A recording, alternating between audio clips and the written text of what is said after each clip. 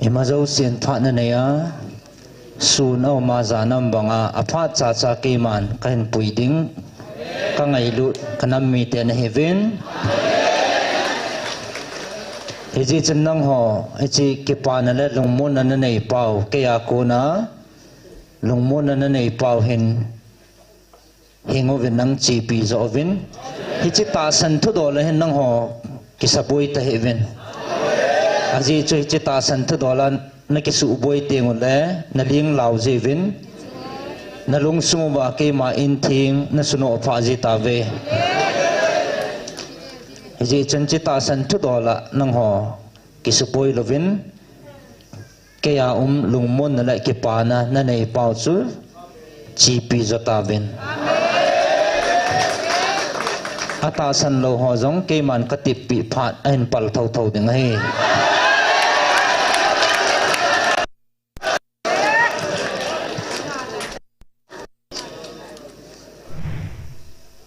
Hichi pathin hi le itia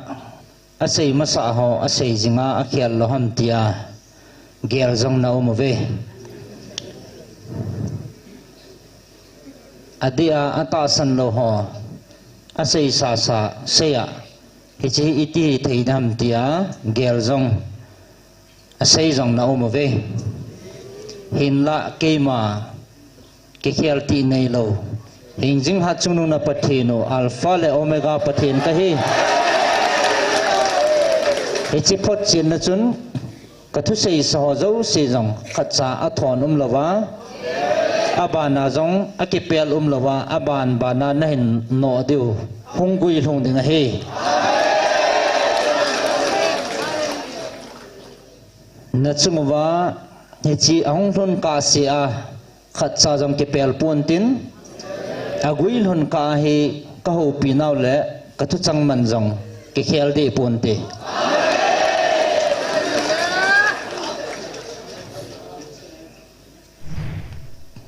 na puna pao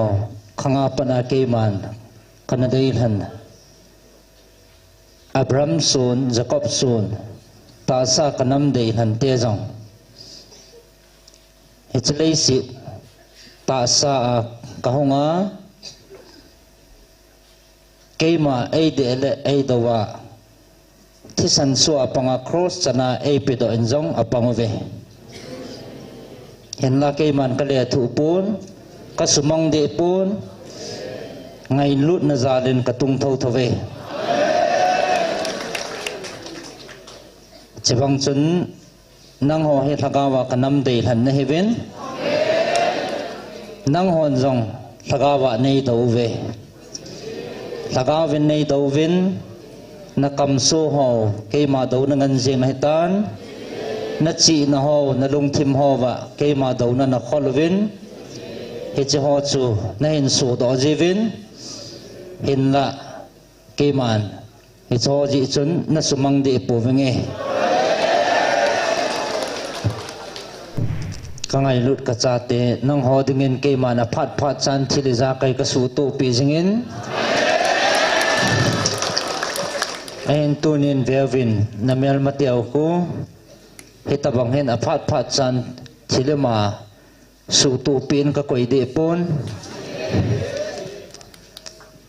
til si bol nga kingan si thagaw gilo pain aman thana diwa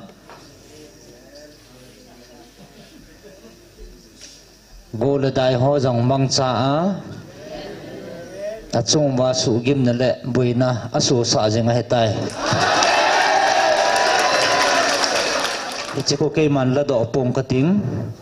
tu khang bo hilawa akhanga khang som ge aka koiding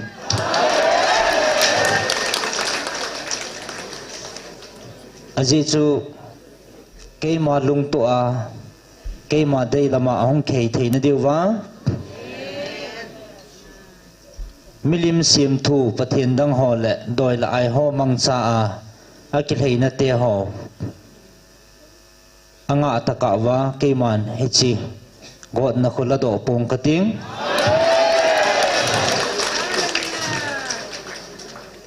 kasu pung be zo ding he kema in hol wa kema ang kisia ahin bel pha no labo kasu tang ding he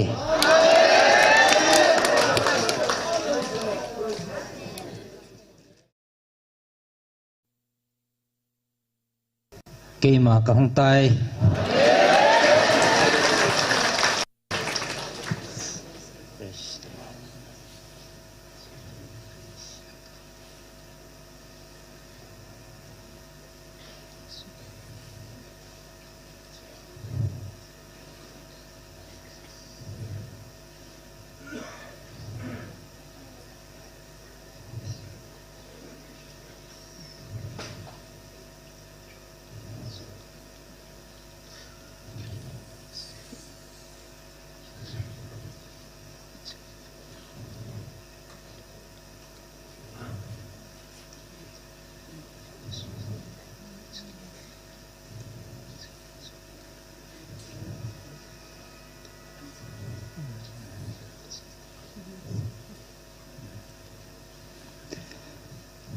ka ngày lut ka cha te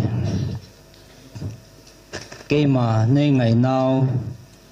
na tao nào lệ na cả nào na mít hi lon na te hao kang sungong rungin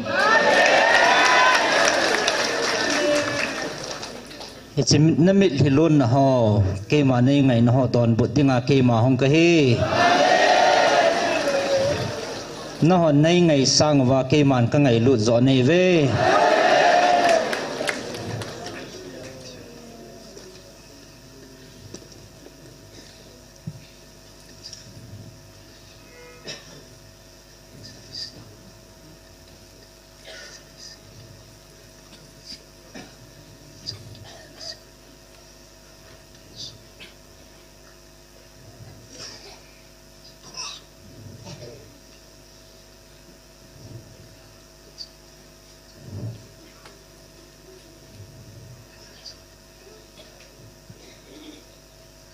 Hichelei si na zong van gam chana ke ma ko ma dinga kanam de han ka ngai lut ka cha te nei ve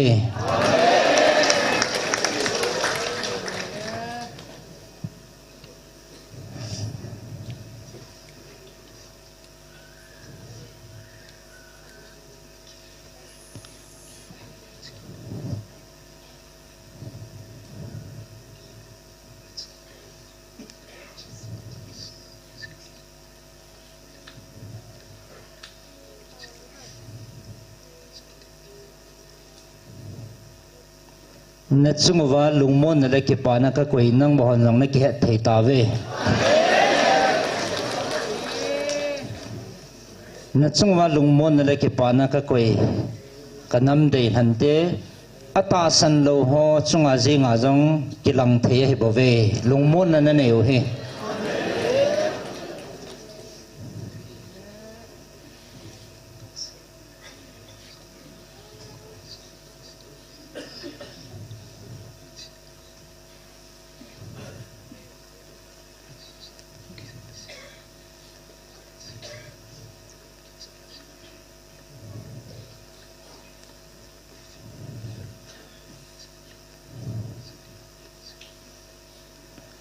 ahin nang ho ko ta san ho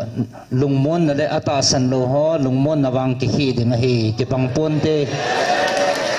aji sunang ho lungmon na pa hi chelei si gala tola lungmon na kiu hilovin wan lungmon na jong na nei thau he tai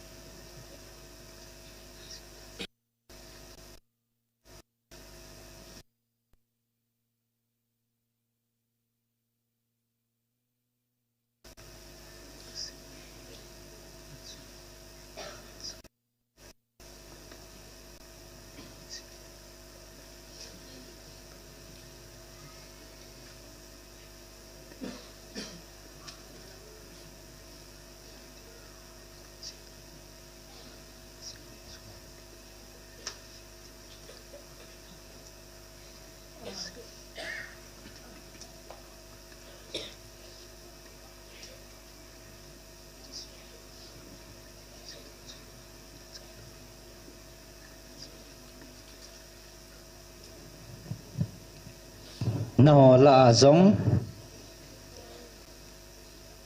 hichi pathi na hile itia asei masa ho asei jinga akhial lo ham tia gel zong na umove adia atasan lo ho asei sa sa seya hichi iti theidam tia gel zong asei zong na umove hinla keima ke khial ti nei lo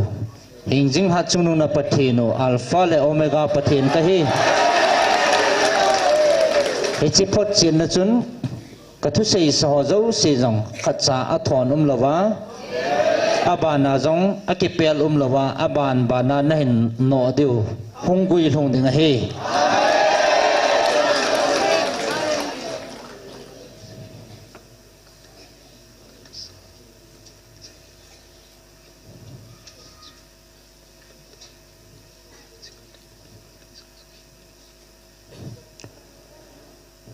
na chungwa hichi ahong thon ka sia khatcha jam ke pel pon tin agui lhon ka hi ka ho pinaw le ka thu chang man jong ke khel de pon te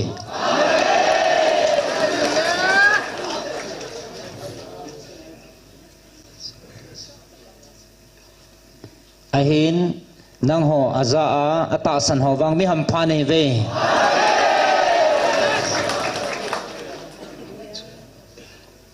hichlei sit go de bo na chungwa ke man ka gong pon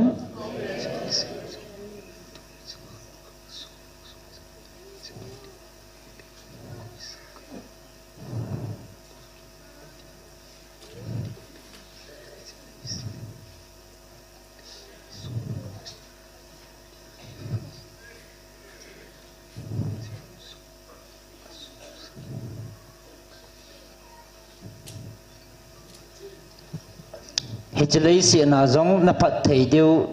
na tu na cha khango akhanga son sona dinga khang soma ka koi thei le van muna itabang go ka koi pi deu hitam hichi mun som segi ka koi pi ding na heve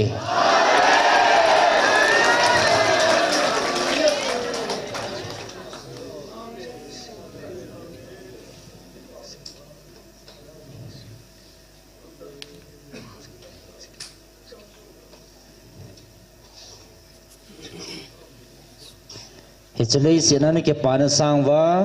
van muna ke ma ang sunga na ke pa deu chu ke man ka dei sa le ka gun pi zo na heve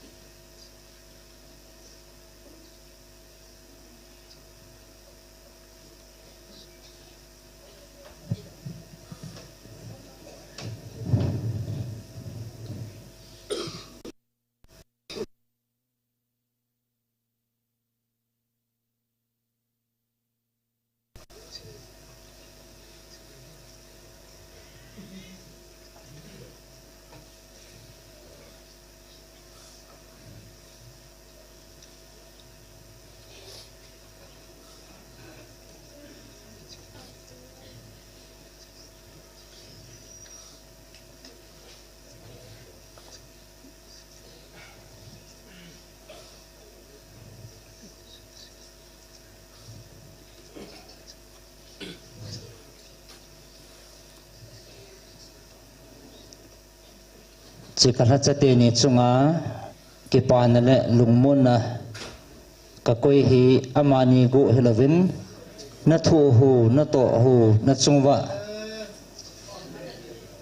amani chan banga na ho jong amani go helova na chan tha thei diven ke man ka gun pi na heve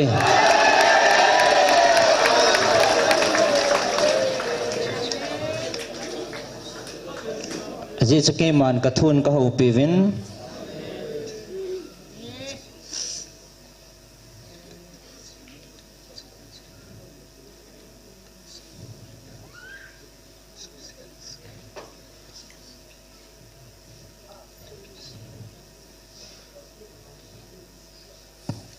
chỉ kia cô na quay hiện lệ hình na thu phà chăng chú à chân khom pi họ dòng chăng đi ngay thì cho cái mà thu pi sa hay bảo vệ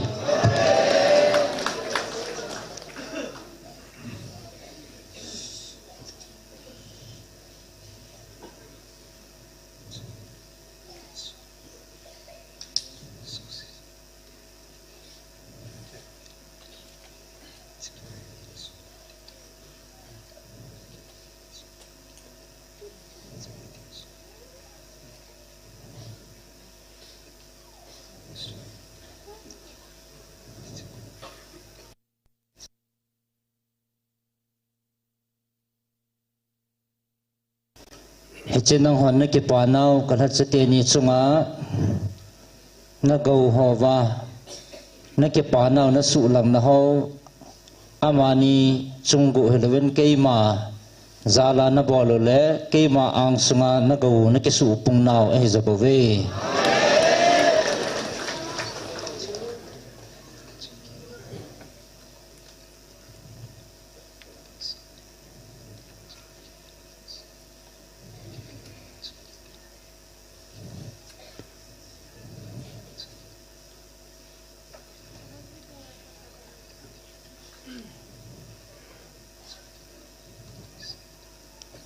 aji seki man atsung hana kakoitan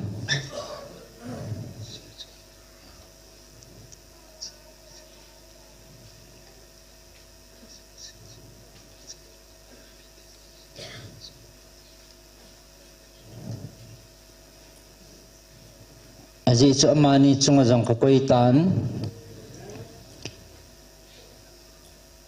ake pa pi han chu ka ke pa pia alung thai na han chu kalung thai pia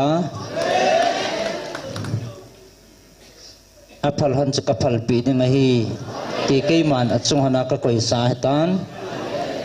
hi chi achanu chu amani gu helwan nang ho jong chang thei dinga ke man ka gun pi na hi ve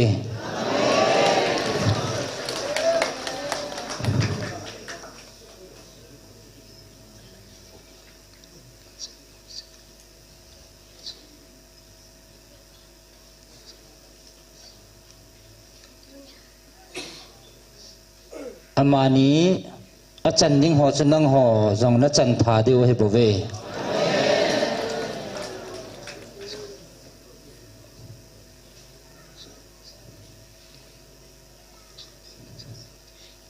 amani chunga hi je ka koi go chu na chan tha deu a hi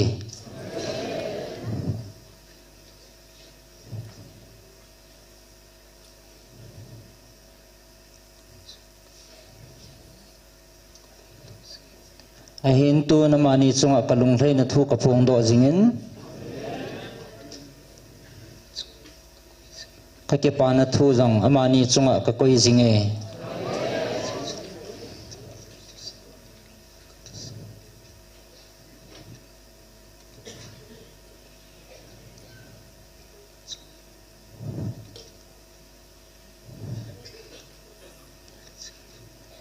aji chu achungwa ka koi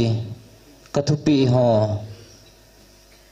kathupi bangin atong thajing ve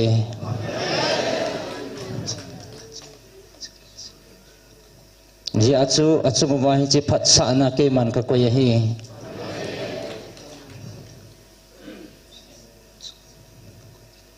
ai na mani chunga ke man ka koi banga hi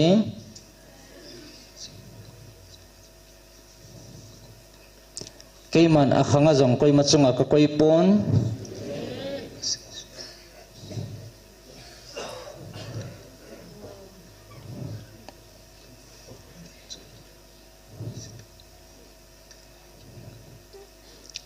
ka sei zui ho le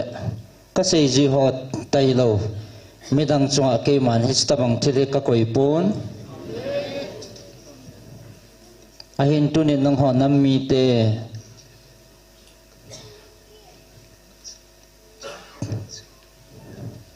ka dei han le ka nam dei han ka ngai lu cha te ni hi ta ji ven ki pa zo ven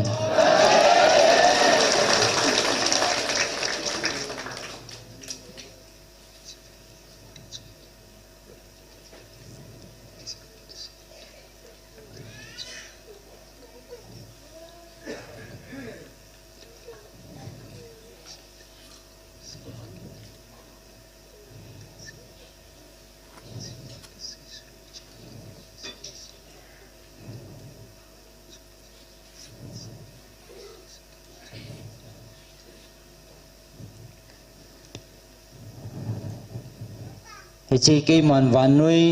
pumpi ka ho pin hai tale hi chi ka phat sa na ka koi pin hi nam dang te chunga ka koi ding hai bave ai la nang ho nam mi te ka dei han kha zin ka sei zui te chunga kana koi hi chi phat sa na hi nang ho nam mi te ka tha chate ni chunga ka koi a hi ki pauvin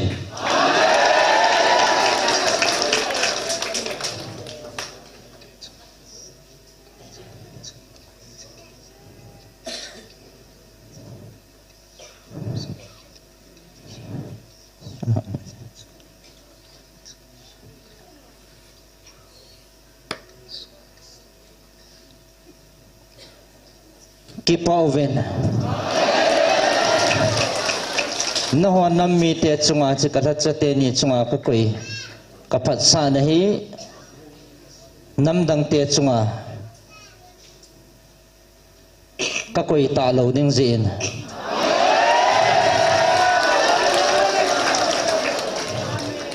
na ho nam mi te ki pauvin at chunga ka lung thei na tun so na ka koi a hitai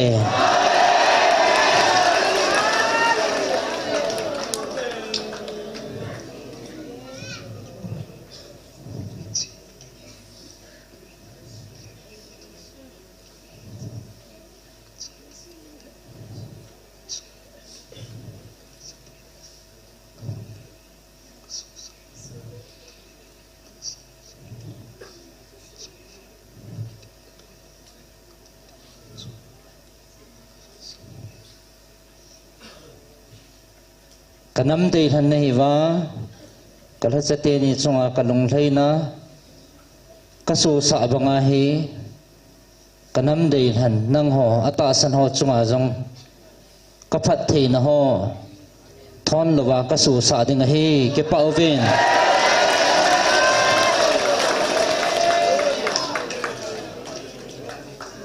nam wang pha nei ve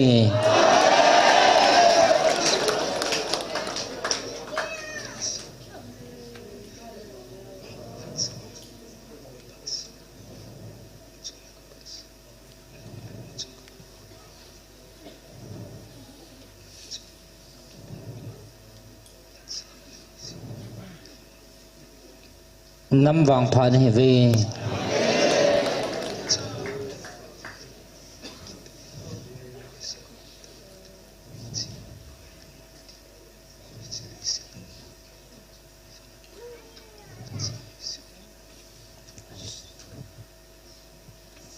nam wang pha nei ve aji chu aphat sa ka phat sa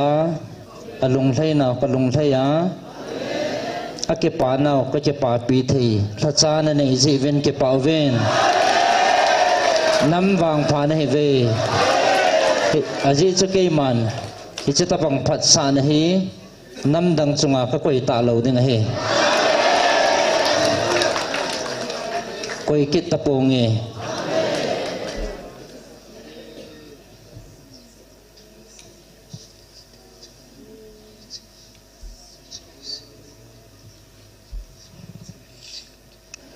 tunya na neu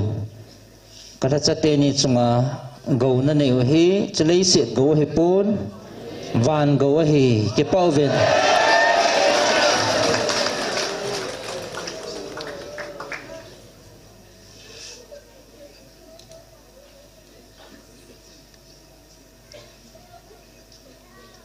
no nam mi te na ham phat nau no hon na ke het po ve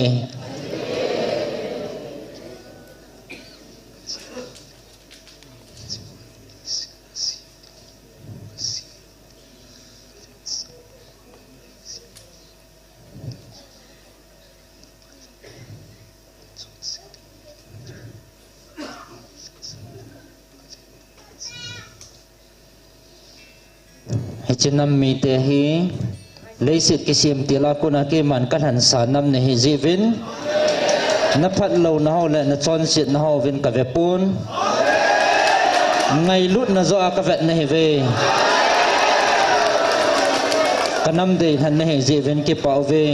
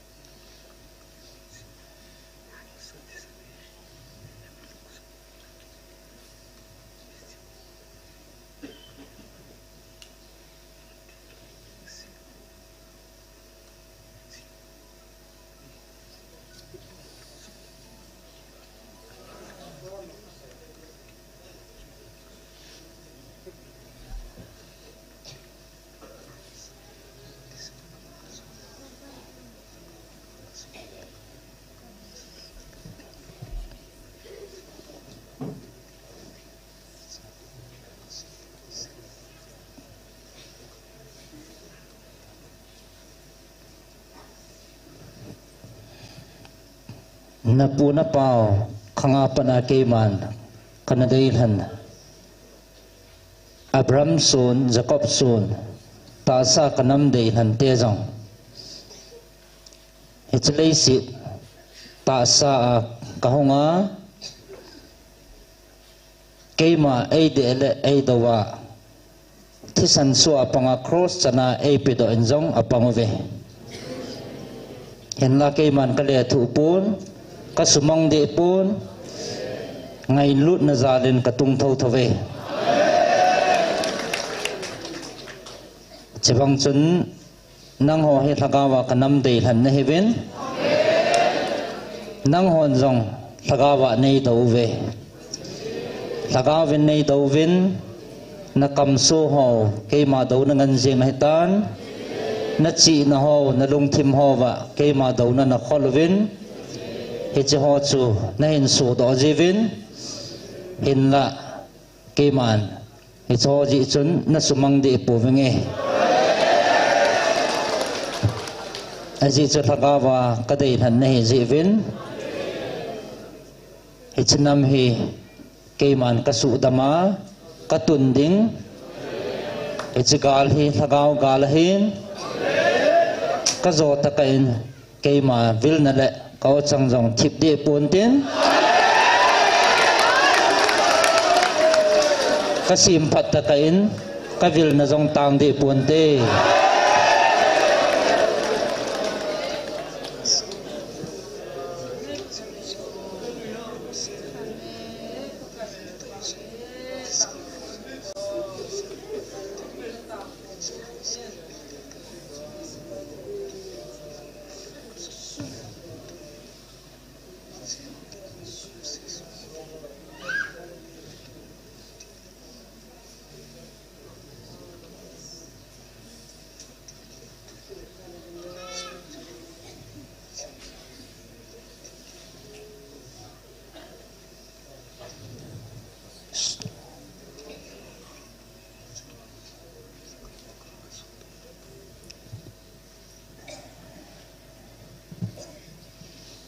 ta sa kanam dei han kami ten crossa thisan suin epidoven hichi cross manachun van noi gal ka jove tunin thagawa kanam dei han nahon hichi kangai lu no hi van til kilo on na sovin na pido ovin ichlai mun hi van til kilo kipun na on na pido ovin ichlai na pido na mun mama wa chu thagawa gal ka zo ding hi ichin na pido na mun wa chu van til kilo thagaw gal ke man ka zo ding hi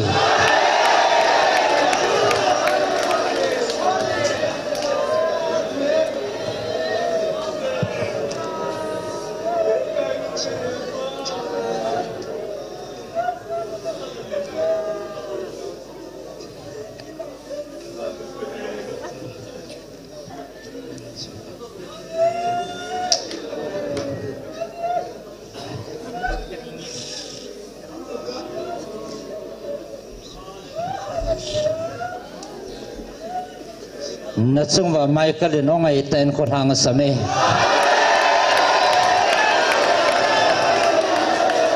he chinam mi te do ding koi maum lo hi tam tin oging ta in gal hat ta gal hang ta Michael van tilin na chung wa ging ta in ko thang same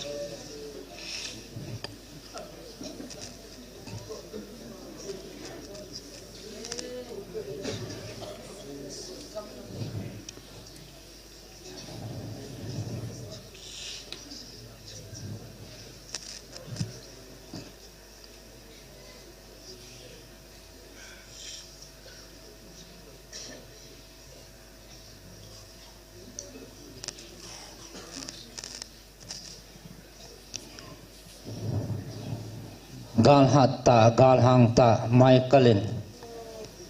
leisit korning lia chonin chitin namtin echinam mi te do dinga koi ki pandi hamtin aga thilin aga verhain leisit korning li avilin afangin chinam mi te do dinga ki pando hang santa ki pedo ngam koi ma ampoi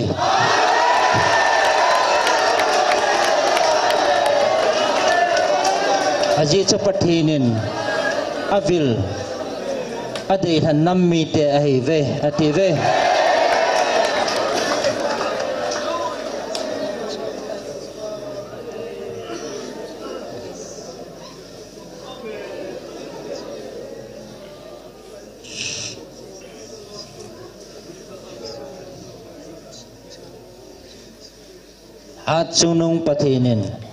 hat sunung pathinin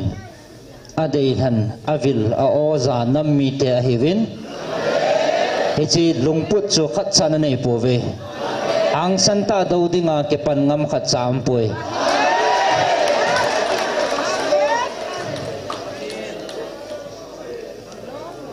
hichi gal zona gu chelovin van til kilo eng so gal zona jong na chungwa akoi tha hetai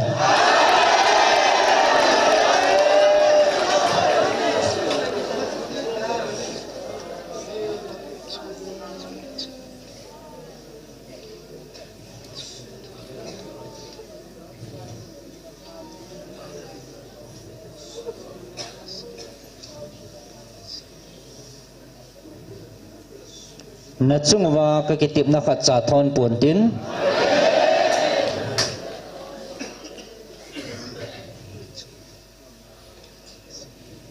Michael in na chungwa khulhang samin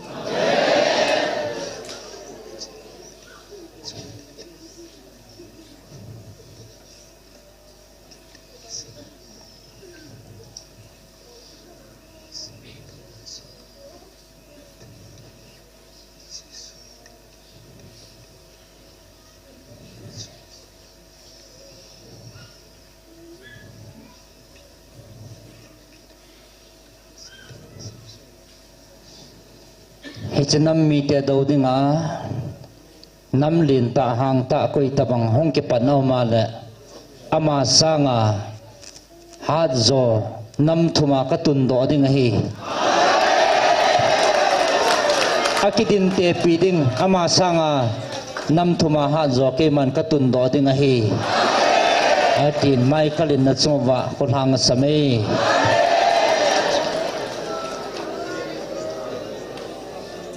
ahin puntin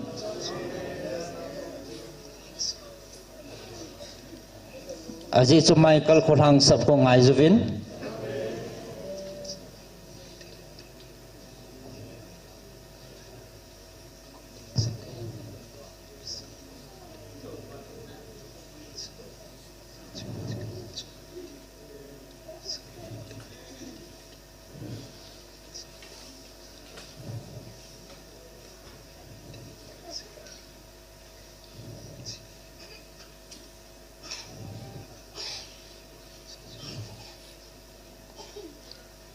leisit korning lia gafangin aga kholin hang santa echinam mi te dauding ake panding lungput koi machan anei poi aji chu pathinin avil nam mi te hi ve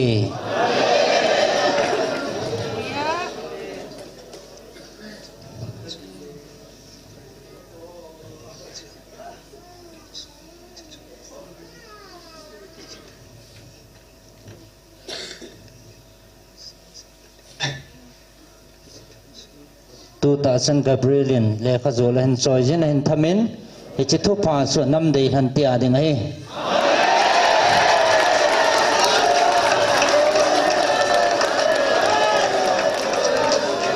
hichi thu hi ka hin po hi nang ho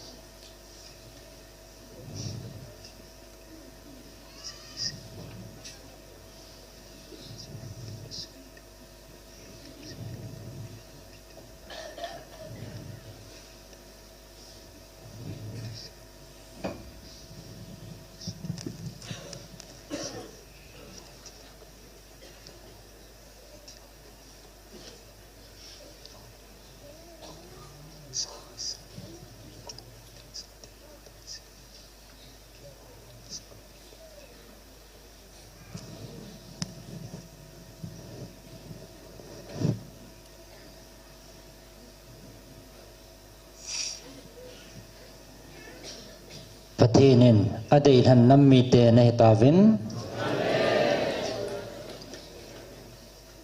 iti hampa nei tavam hechlei sina go loading zong na pevin tun so na ama koma dinga adhan do chana sa tavin ke ho hi avan tilte ka hevin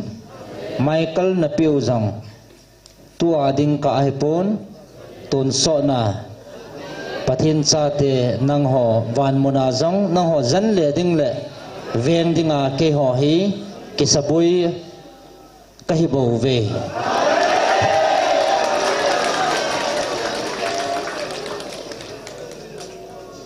ni na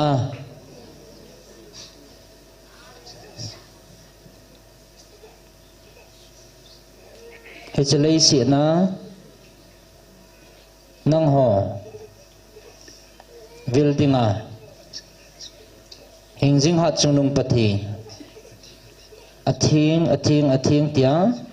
seraphim tenawa chai chimlo hat chungnung pathi nin angai lut na thagawa adhan achate na hiu hi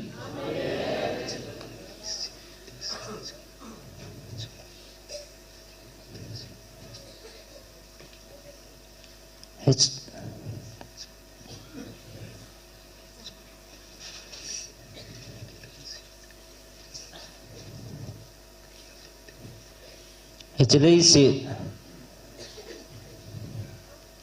midang te sanga zong angai lut na chung nung zo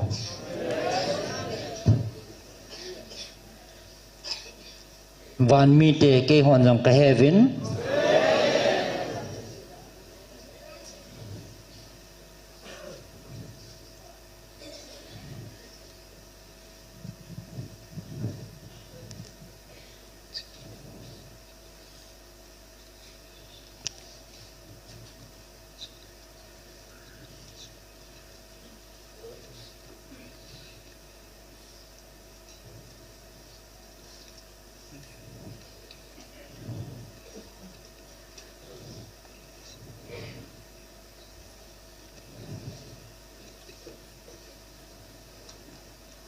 na chungwa alung hlei na le akipana na vil na ho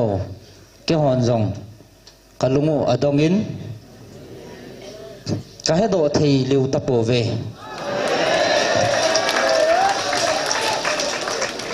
iti ngaya na ngai lu no hetam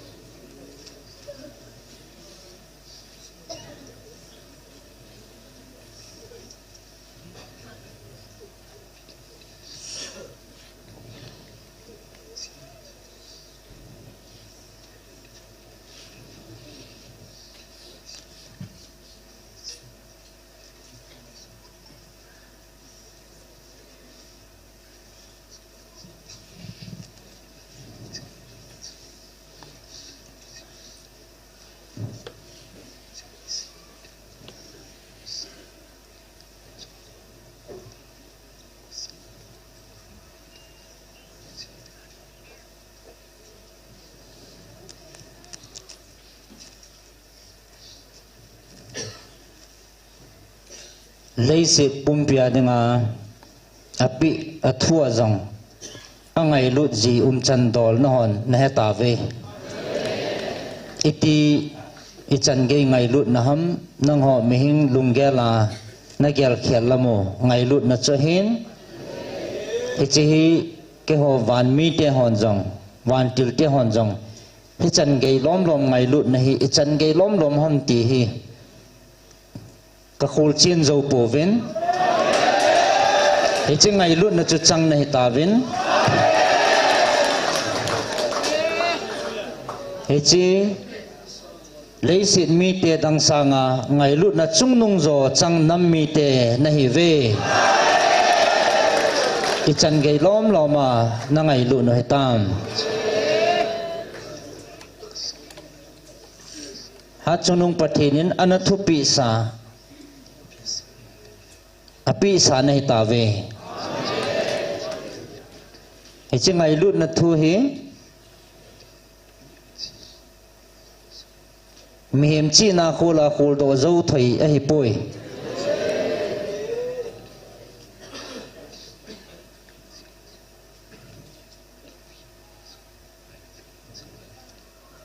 mihem chi na khol do the poi he chingai lut na hi he chingai lut na hi anapi sa ai tapawe mihem chi na khol do zo hoi a hi pon mihem chi na jing hilavin ke ho van mi te le van tir ho chi na het na zong khol do zo hoi hilo ngai lut na chu he bawe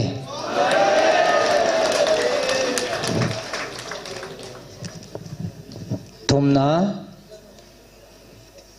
na ho mi te hi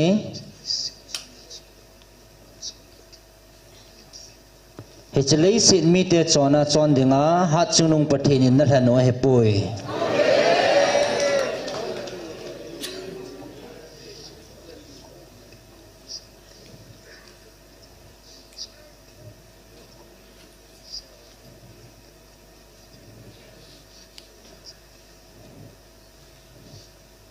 van muna ama koma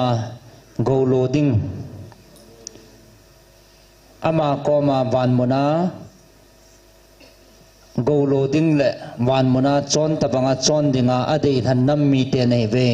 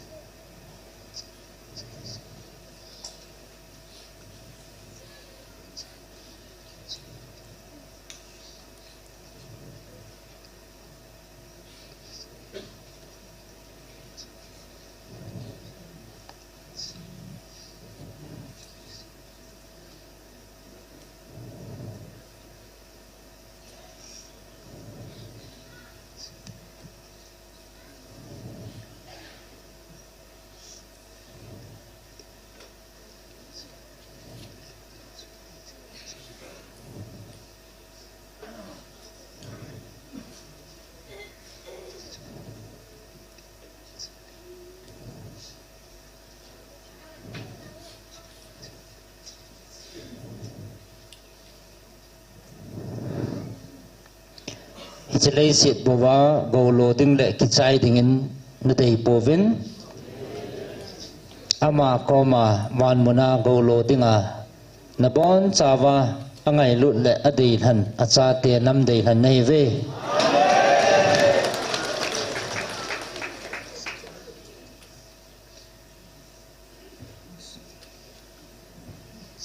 khatcha ki sumang lawa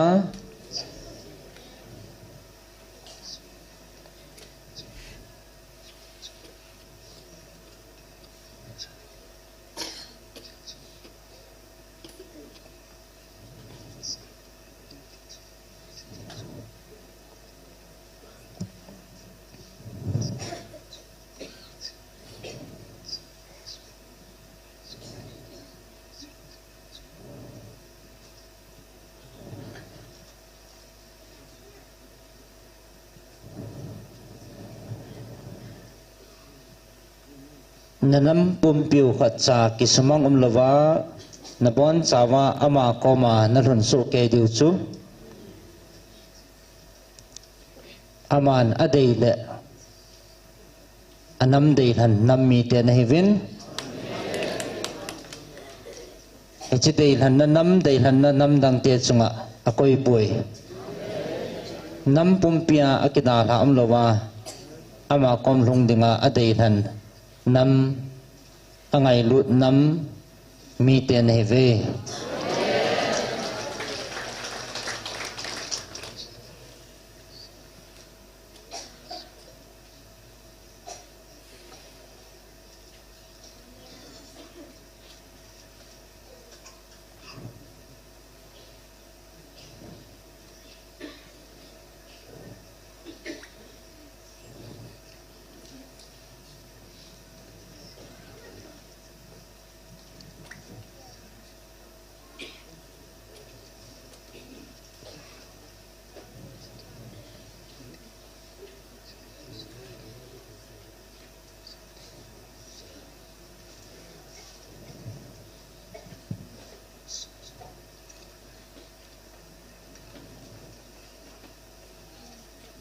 hi chi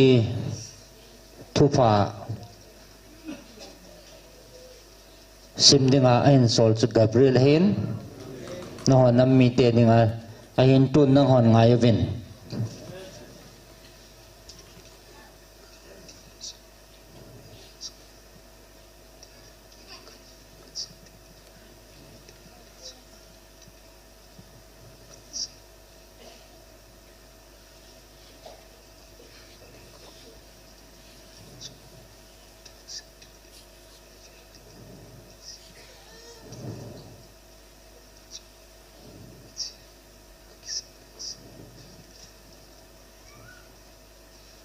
cây man ka van til ho zong na ho chunga ki salal ding in cây man ka koin thu pha sep ding la na veng di vin cây man ki salal tan ka koi jing e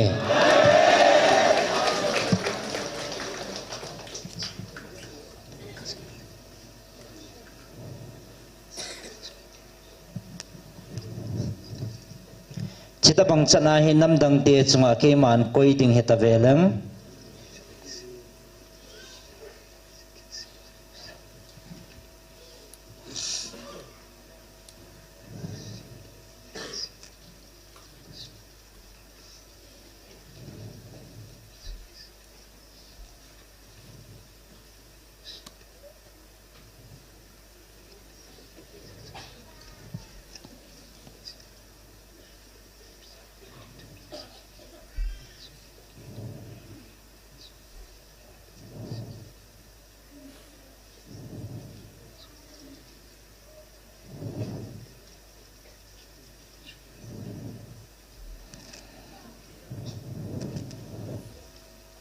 chekavil nahi nam dang te chunga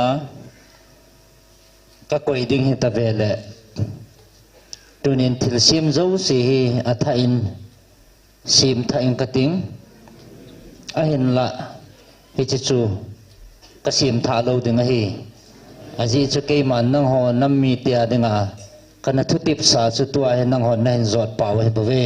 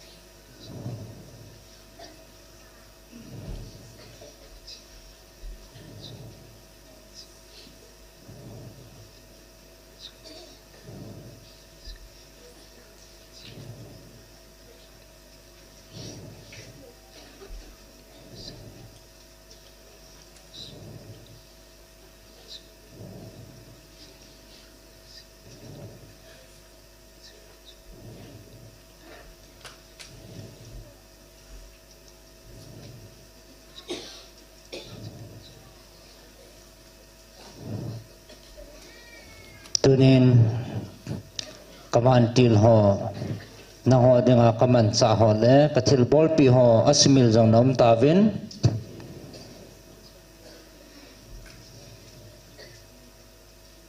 chikami man cha pa ta sa ka za pa jing jong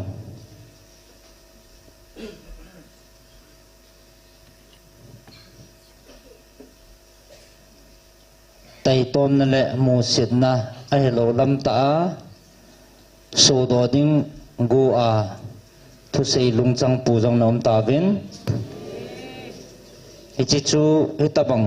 achunga thanei ding en ke man mi hin ka cha ka sim pon hi chi ta sa jong hi ke a hin a thakau jong ke a hin achunga hen ke man tha kanein achunga thane ke ma kahin ke man ka jiltila ka puya ka su sa dong zuya thil su he bove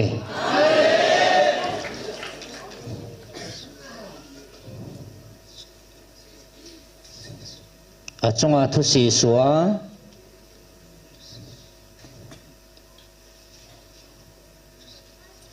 thusi manga thusei doa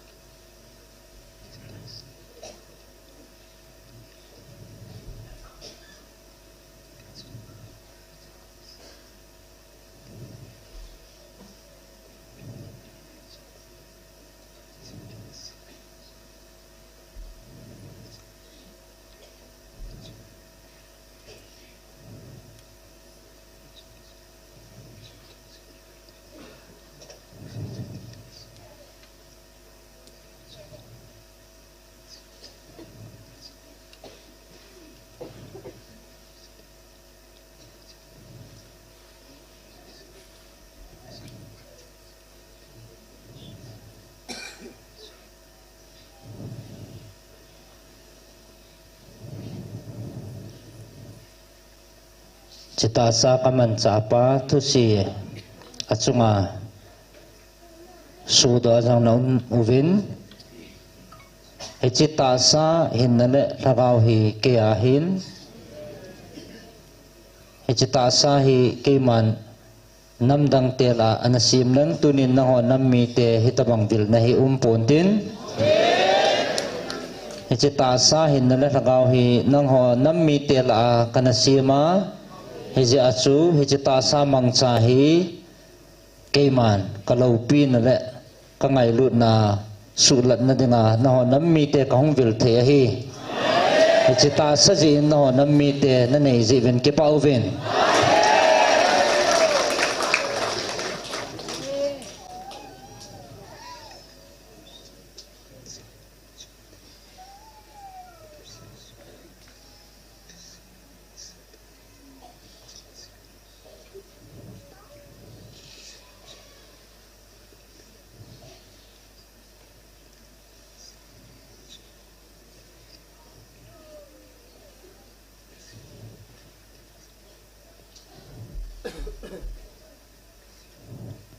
no nammi te le vanui mi te koi macha achunga thanei dingen keiman ka sempon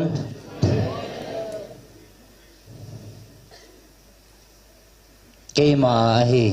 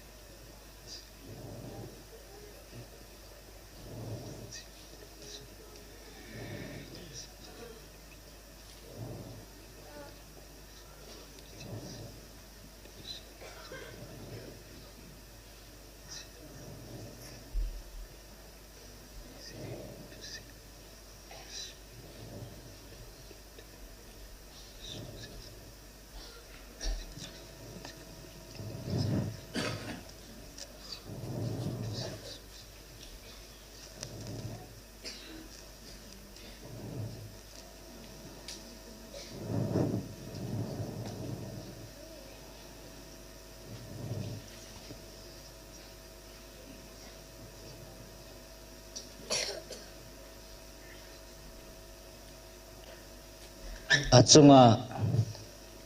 kam siswa ho jong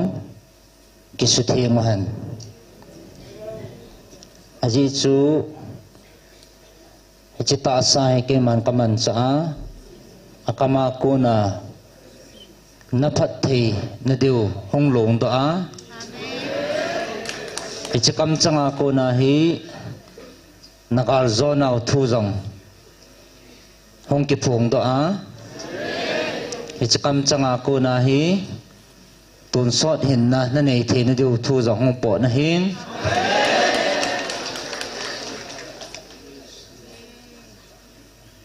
chikam changa ko hin thu si hong po da han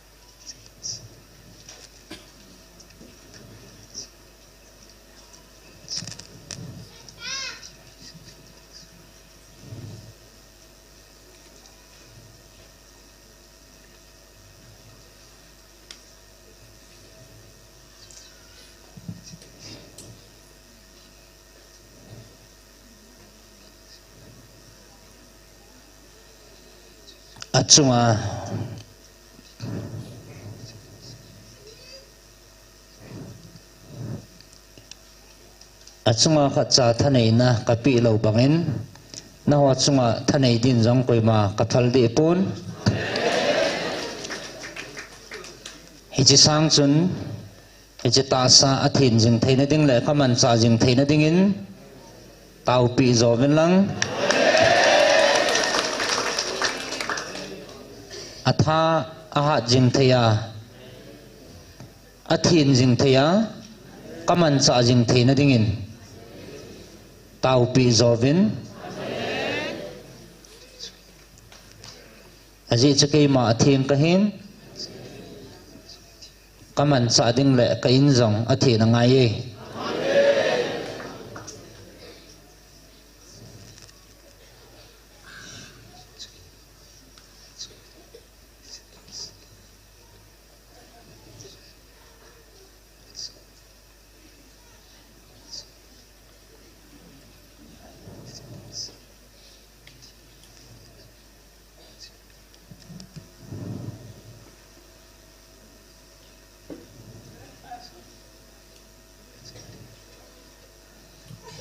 aji chu nanam sungwa ai chita sa tai lo ki phun na ding dang khacha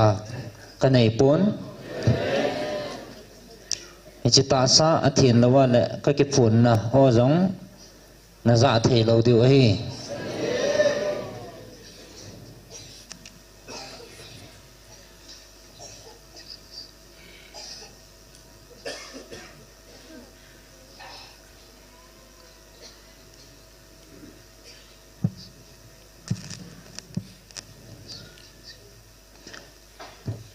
tunin hichita sa thin na dingin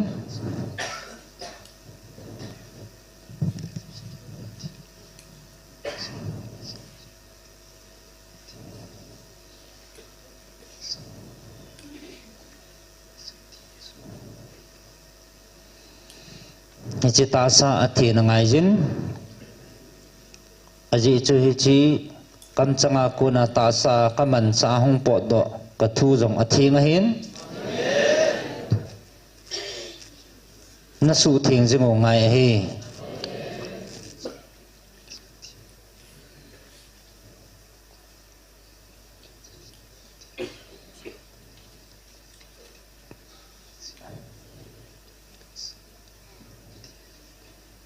aji chu hicha ko na hong po do athing hi banga athing bo hong po do jing theina dinga hichi ta sa athing ngai hi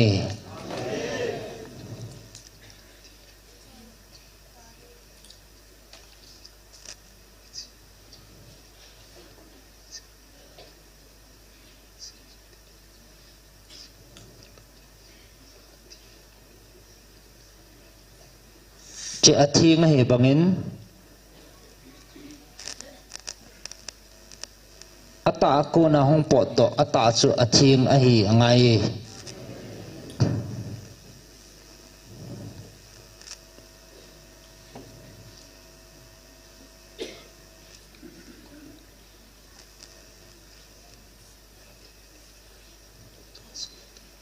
tunin nang ho na ho mihing le mihing lunggela ko na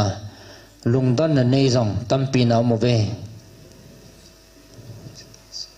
ichita sa hi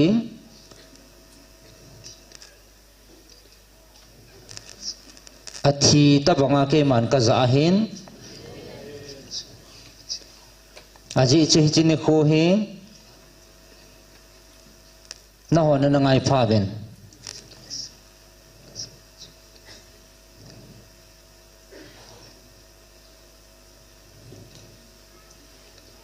ichita sa ka za na chung hen na hon na he dew tame ahin kho he ke ahin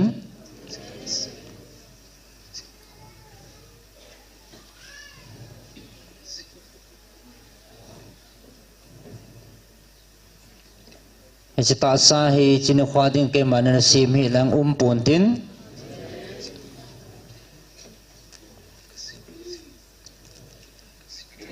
hichini ko hai ke man ka sim hin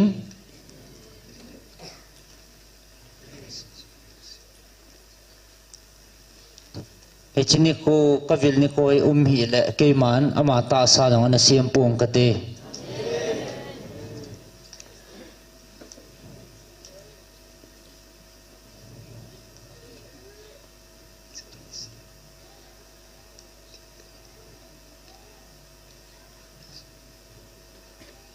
ichita sai thil danga ke man ka za lo ding a hin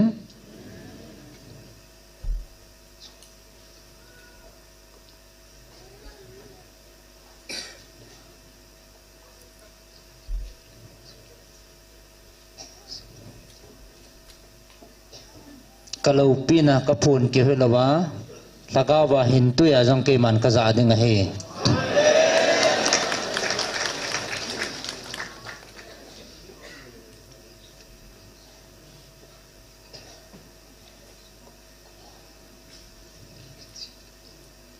tu nya ne ke pa naw he ko ya ko ne hi no ne ke he chin ta ve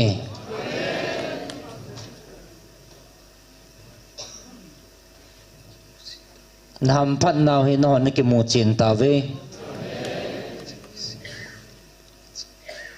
chlei si na ko na ham phat na chang ne po ve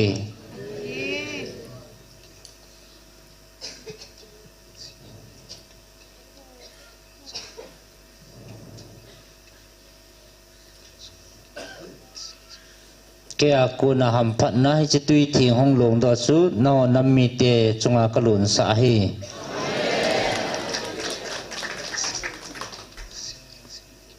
kalun sa jing ding jin ke pau ven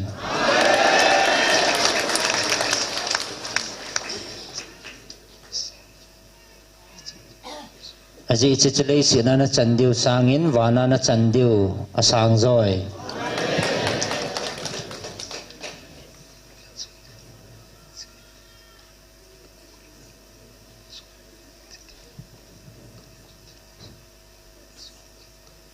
na chung wa he tabang chillo pi kana koi hoyong na sumil gam tawin anangai phawin nang ho ta san ho ata san ho chung bo hi lovin ata san lo ho no anangai phawin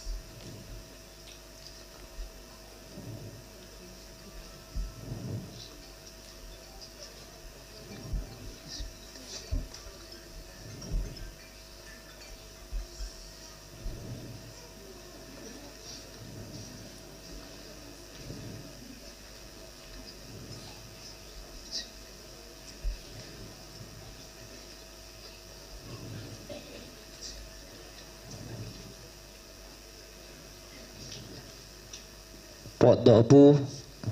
som la thum gate a chai chan na sim thau ngai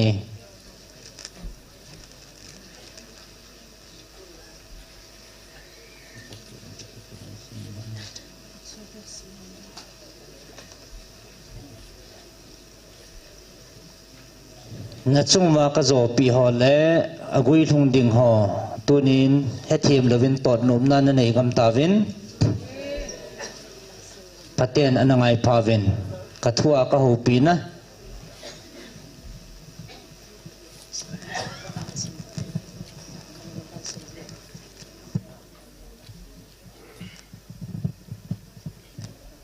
po do bu bung som la thum sang ge na pat a chai chan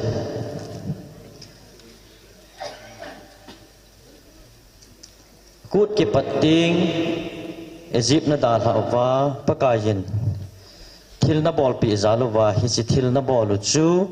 na cha te hil chenun kalchu kut kinit hi khutna chaw ki but bangle chalpanga sumeng ki khai banga na nei diu pakayin ban gol ha na Egypt ma na hin pui do zaluwa pakai dan thu simle lungchina seiji na hil jing diu a hi akite phat chan kumsi le hichiku hi mangjing jingun gilta na puna pa teo koma na pi diwa akite sa kanan mi te gamsunga pakayin na hin puilu te diu a hi gam chu api tengu cha ping masajau se pakai na pi diu a hi gan cha ping masa achal jau se jong pakai chanding a hin sangan ping masa achal chu kel ngoya na kile cho son diu hi sangan chal chu na le cho nom lo le alol he bongon na chanu pasal ping masa zo se na kile cho chi diu hi hunung ting na chawin ibola hi chi kinit na hi na do tingu kasu chan naw Egypt gamsunga ko na pakayin bangol ha na ei hin pui do a hi Egypt lengpa alung ta ei solda pharwa pakayin Egypt gamsunga chapang ping masajo si mihim hi hen gancha hile atha gama hi ja chu gancha ping masa achal jo si pakaya ki thaina ki thana mihim ping masa ho ki le cho son a hi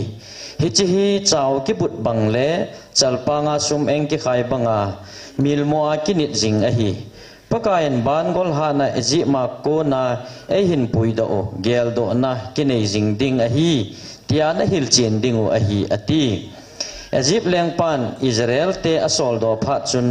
lampi gom pen a hi wangin Philistia tui pang lampia pathinin apui po ve pathinin gal sat pa ding amu do tingu Israel ten lung gal sat pa ding amu do tingu Israel ten lung khela Egypt ma ki lekit agu diu kadai pui ati Israel te chu lampi kolvel lam tui pi san lam zo nelgam lama apui zoi Israel te chu gal sat pa dia ki gusa a hi ve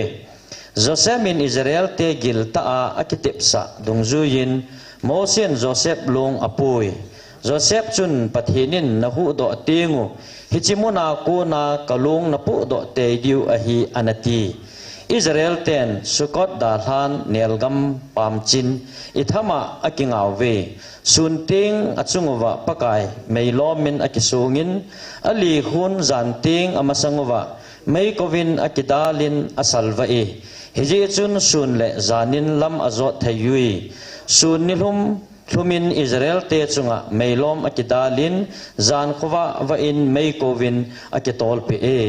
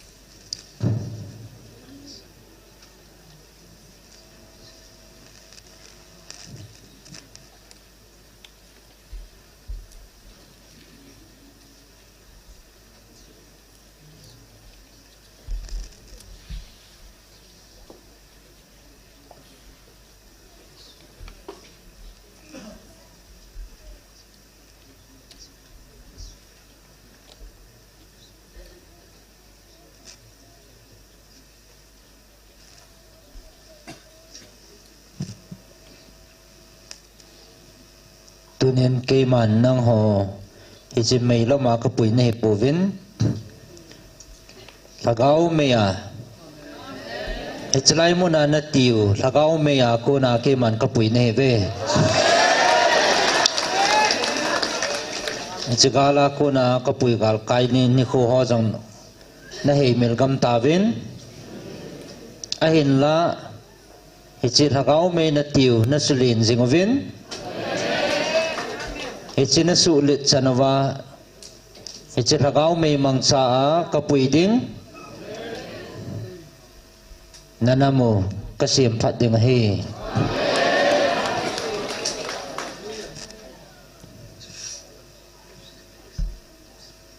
ichi ke man kathupi sa hi china mai siam hi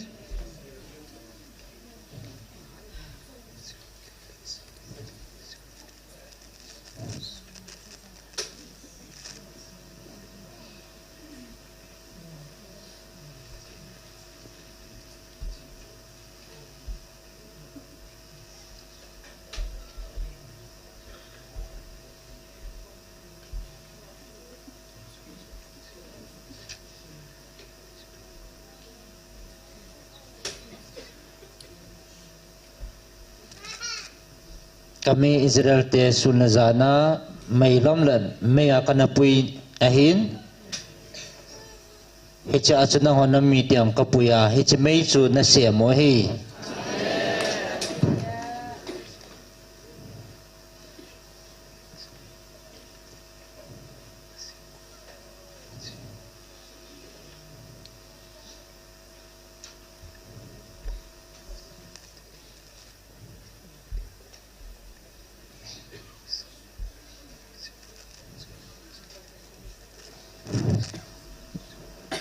tuni na siam ko ngutsu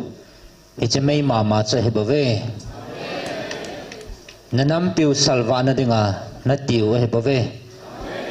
chakay man kanetip sahi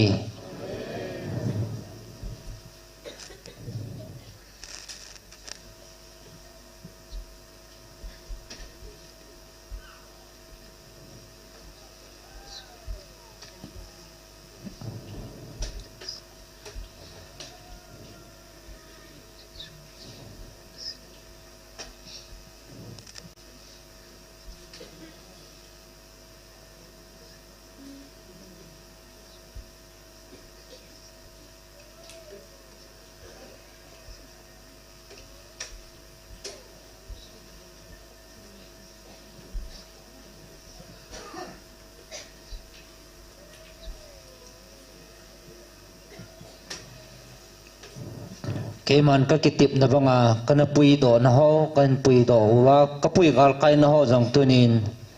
ahi mil jang nam tavin ahin la tunin atasan ho islaya na mai siam zalovin ichime ya chu ka pui wa nanam piu salwa na dinga ichime hi na tiu hin China ho nam kyu helova vanui salva denga keman katupi thagau mei chahi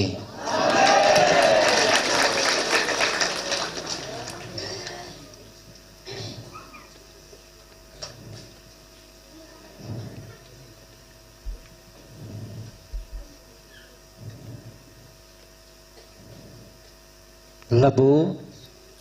som thum langa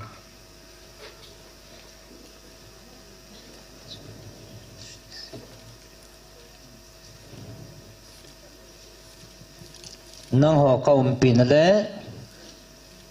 namay siamu namay tiu katupi pangana chon naw kadon but na anangay pavin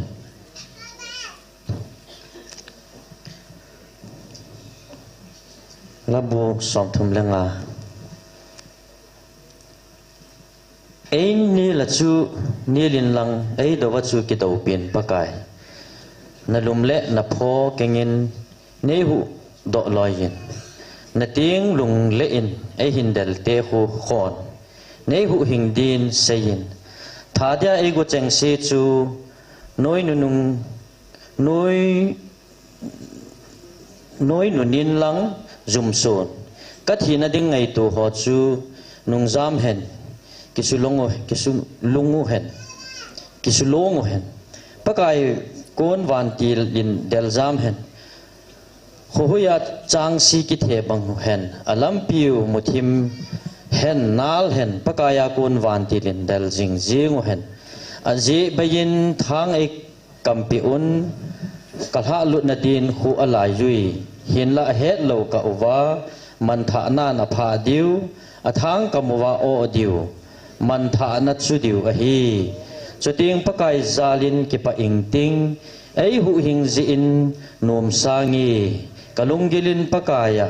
wo pakai nang banga mi hu hama ko na mi hlasam oi to a bol sitia ko na ta lal chula om poi ti nge mi ke lo ten ei do nan thu a sejun ka het pha lo thil se ei ngo ui thil pha jing jong thil sen ei thu un ka dat mo be se ji nge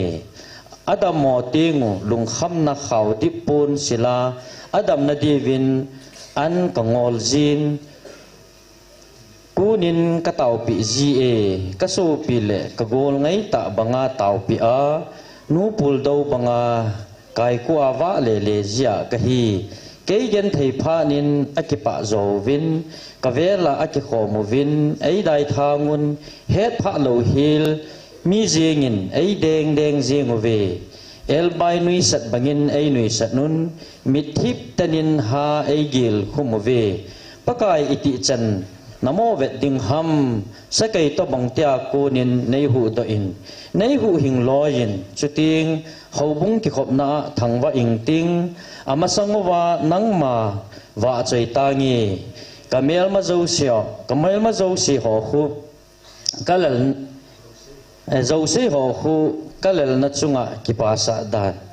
aji baya ei hotte khu kachunga ki pa thanu sa hi helin odam min thu asai phung win cham dei ta chunga zo thu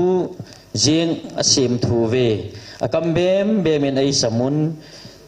chi na thil si bol kamuta ve ati ve pakai nangin hi chi hi namutan o do dan thim dan pakai o pakai kipatnin nei hu him nei hin hun pakai pathin kadai hung pangin o pakai di nangin thim nei chanin kamel mate kachunga kipasa dan idai bangun ama khu isumang tawi tin kachunga kipasa hi helin kagen thei zala kipa thanum te hi lelu hen kizum su cheu hen kasanga phazo aki gel ho khu zum le za tho in umu hen ke thim chanding dei zo sen kipa othongin samu hen lang pakai alo pin athachapa lohin alung thlai pi tin samu hen chuting na di na phong zaling ting ni hlum hlumin wa choi nge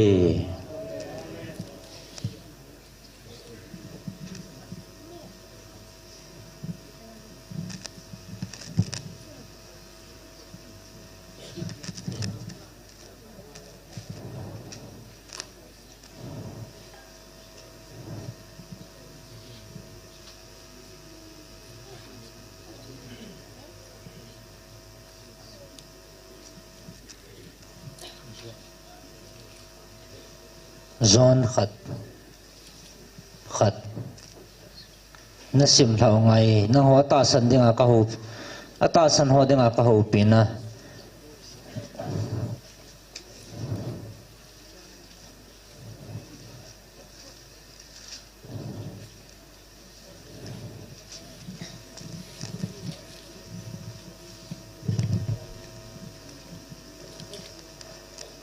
first zone bungkhat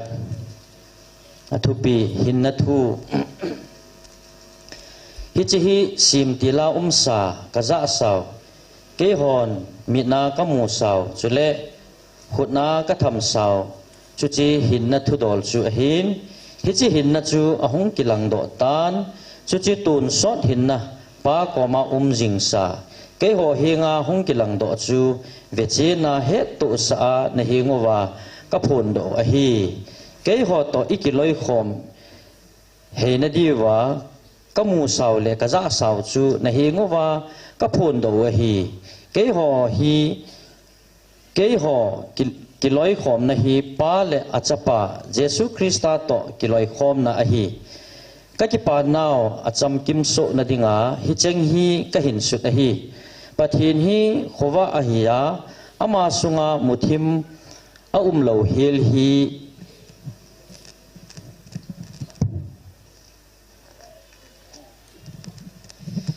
ke hon ama ko na ka za wa ne he ngwa ka phon do thu ki thot chu a hi ei ho ama to ki loi khoma ki se ya muthim sunga i wa le wangule zo sei hi win thuta dung zu ya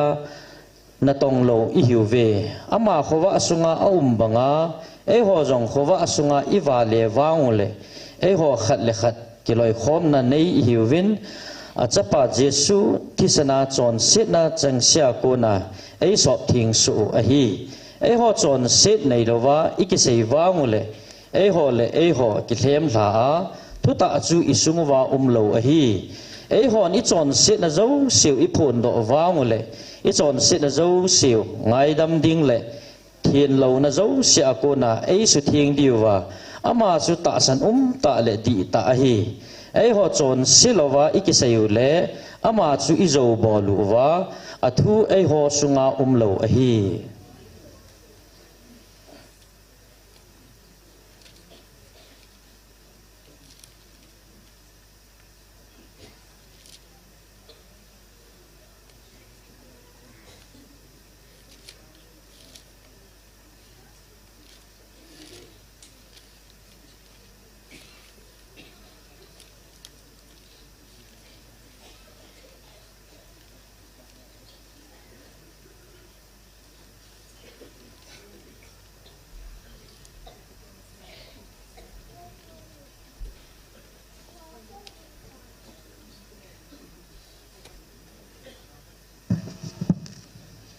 nang ho atasan ho kathua ka ho pina hi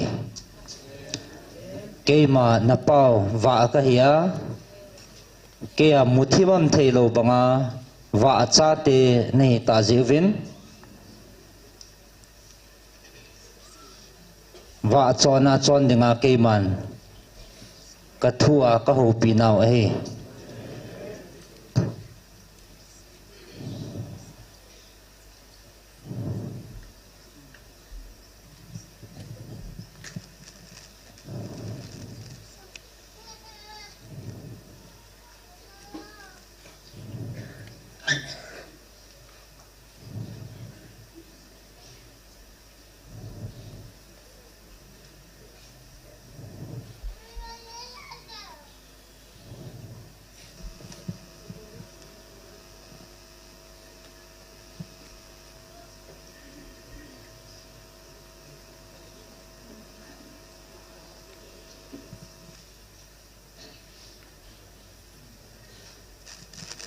sim tilbu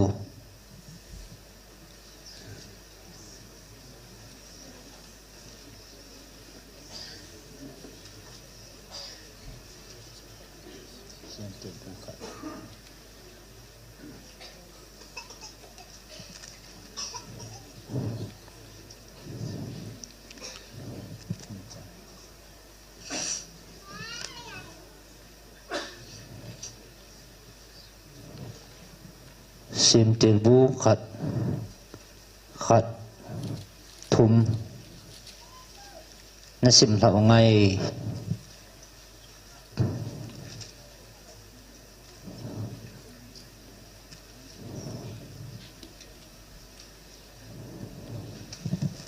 sim tilbu bung khat chang khana pat chang thum athupi pathin thil sim thu sim tilin pathinin van leisit a hin sim tai a hin leisit chu alim le agong be ki kha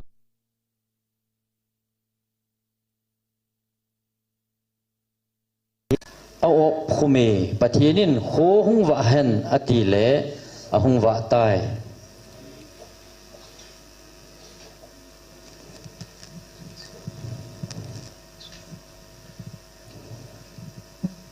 tunin non hi che wa chu ke a ku na hi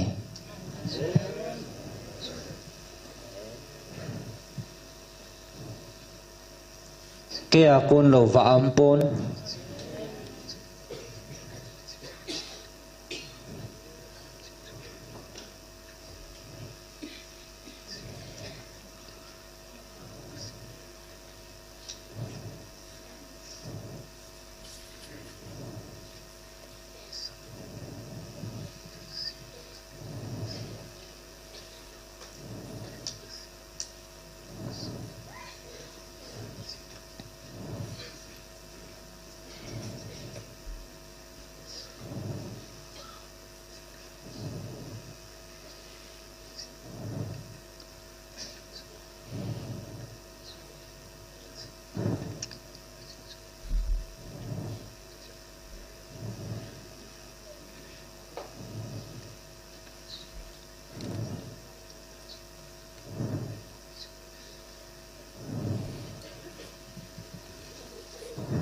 chỉ vợ cha tiền này thì nào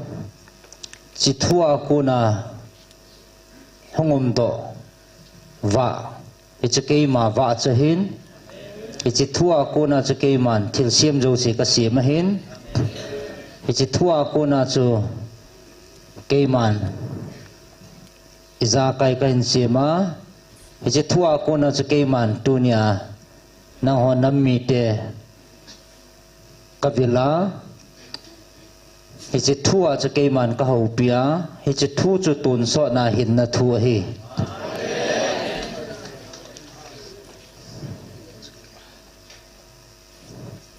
aji cha ke a kon lo wa am pon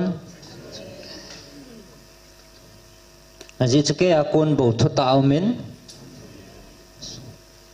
chule tun so hin na he bove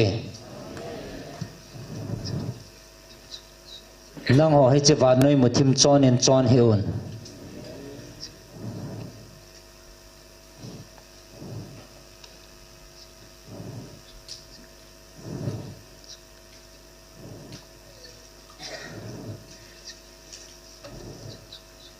chke a ko na ka kam chang thua hong po do wa chun hi che wa chun wa chon en chon un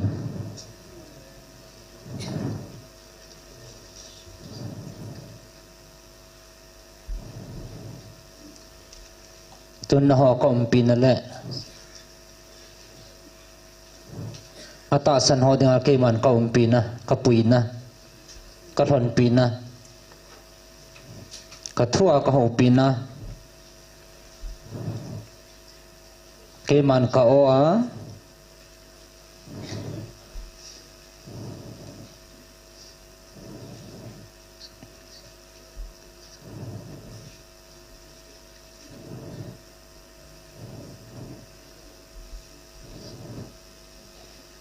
tu chana na chi na nau kawa ka ho pi na tu chan na chi na nau ka thua ka ho pi nau Colosia ni na sim lau ngai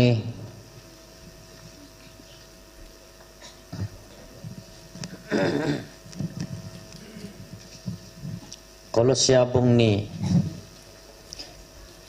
nang ho ding le Laodicea khwa ho ding chule ta sap hi a kamai mu khalo hil ho ding geya itawang ta a ki ha bol ding ka hi je hi na he diu ka de ye hi chi alung thimu a ki lep bi theya ngai lu na a ki kan kho mo wa het khan na hing set ning zeng zunga anei wa pathin sel gu Krista chu a het do na diu a hi ama sunga chun chi na le het na go zo si a ki sele hi chi hi koiman sei thema na niel ha lo na diwa ka sei a hi ta sa hin na la wa sahi zong ta sa hin na la wa sahi zong leng laga win nang ho to khala khomin kaga cha ta a na pan da jiu le Krista na ta san jiu ke pa in sei jinge Jesu Krista chu pakai dinga nakisano ahita ziin ama to hingkhomun ama sunga zungkhovin kesadaun nakihil banguvin taasanan kepuddatun thangwa nan buling se novin koiman chi gu lekhat hip na le mihim te pi son doha lepla na themo mo thu hom kiwa gal hing banga na kai mang lo na divin ching thayun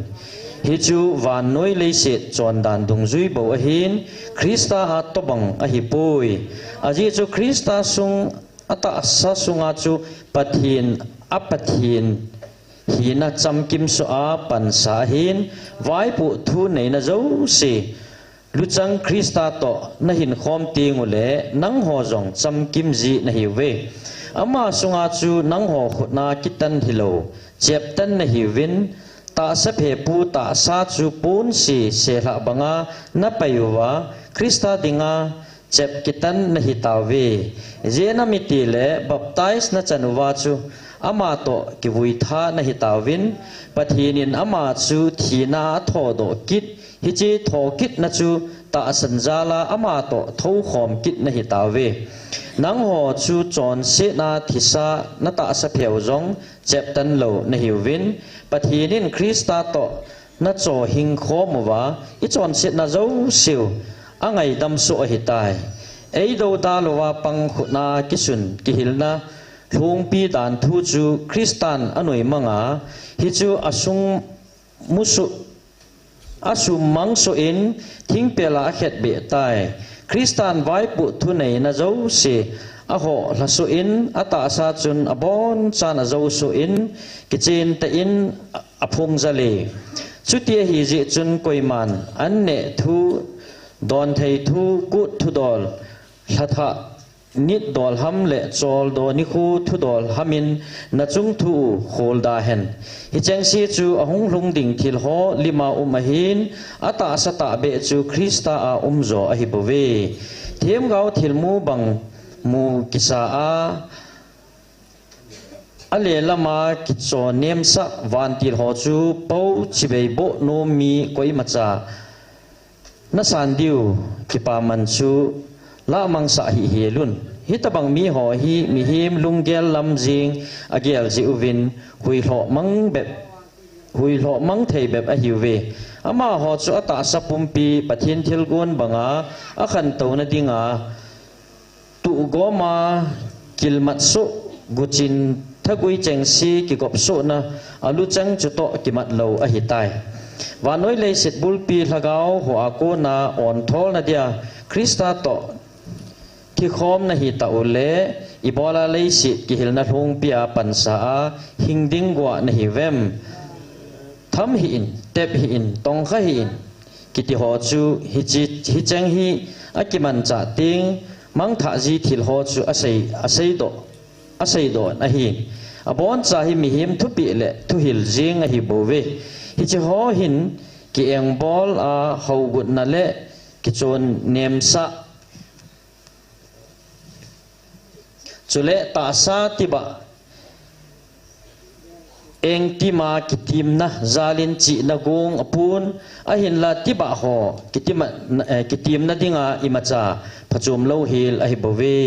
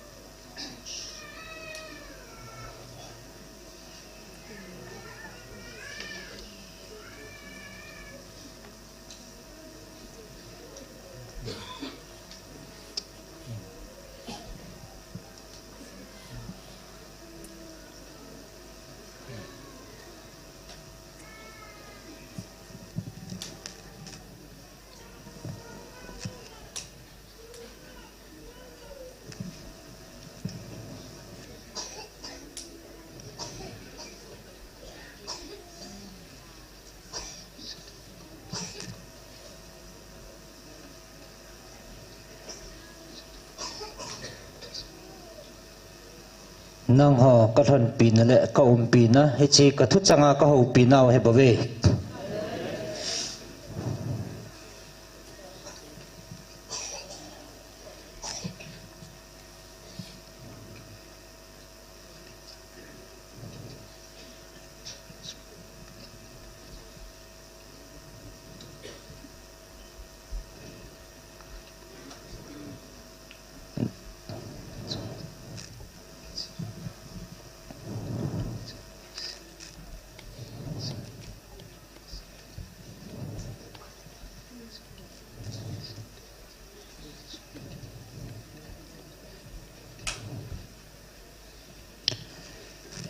lung mon na nei ta ve ti ke ma na pa jong ka he in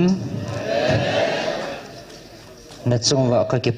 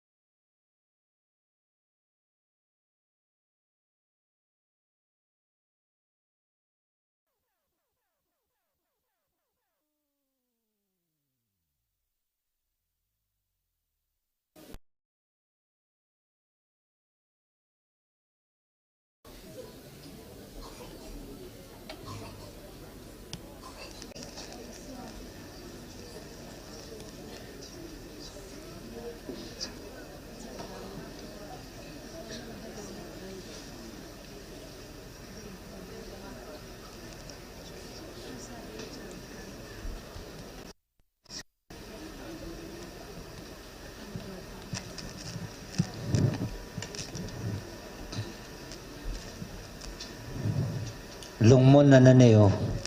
na chung wa ka ki pa in na pan lan ho chi lagaw me na ti na wa na pan la na dung zui chi wa ke man phat the ka bu a dan lawa ka koi lo ding he bu ve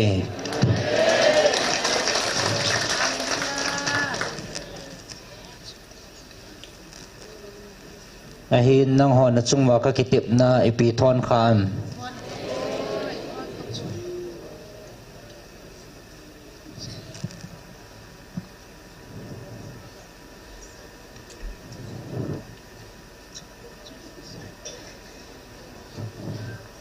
ke ma vilna ka kam chang o zadinga hong ho chunga jong gola dai na chungwa ka chu sa ka pon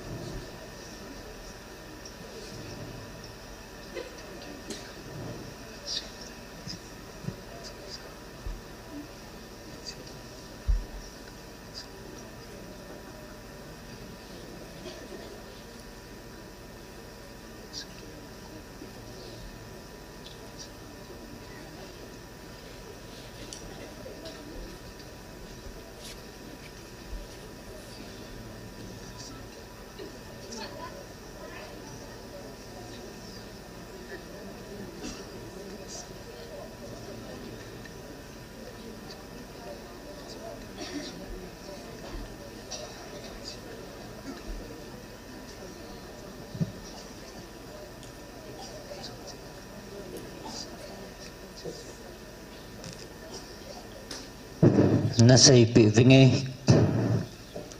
tunin hichi gola dai ho mang cha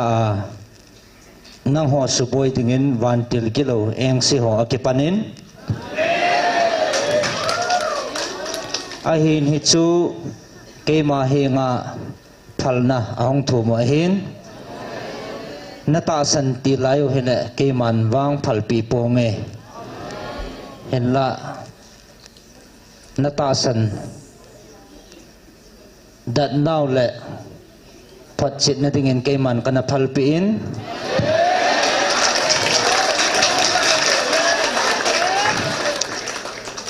hichi gol dai Zi chun nang ho kisu mo na nei povin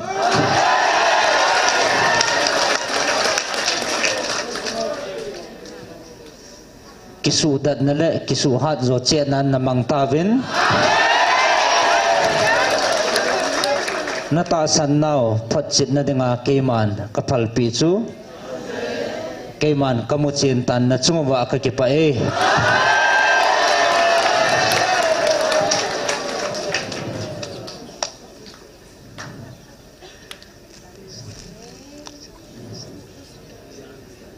lunga keman ai ta san na pau je keman kamuchinin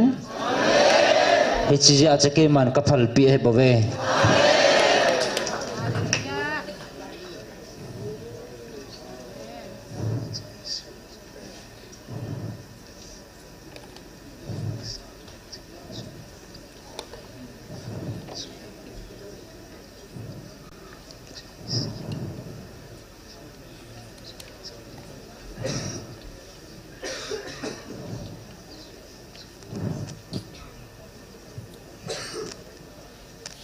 Chilai si na zong na ke pa na deu ke man ka koi pi tan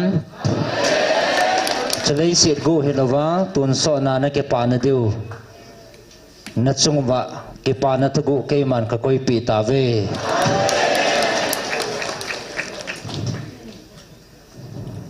ahin tunin na hon vevin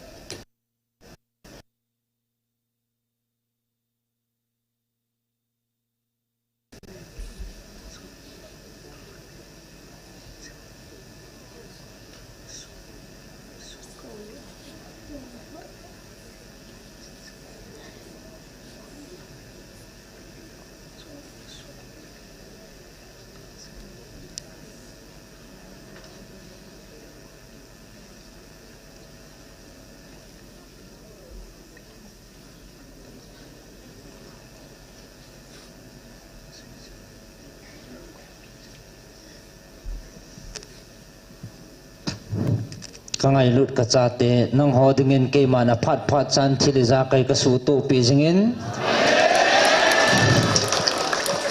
ain tunin vevin namel matiaw ko hitabang hen a phat phat chan thilema su tu pin ka koi de pon thil si bol dinga kingan si thagau gilo pa in aman thana deuwa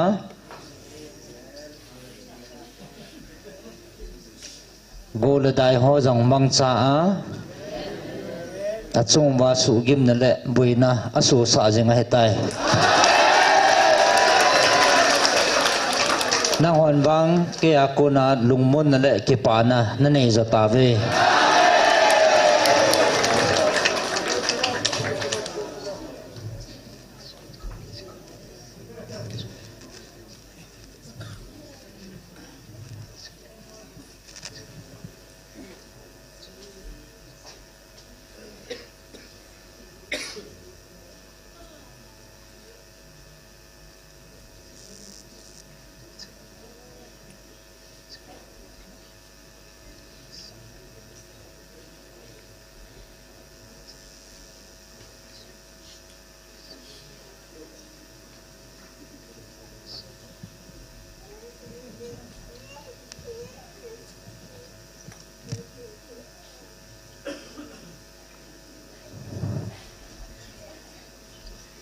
ichiko ke man la do pom ka ting tu khang bo hilawa akhang som ge ka koi ding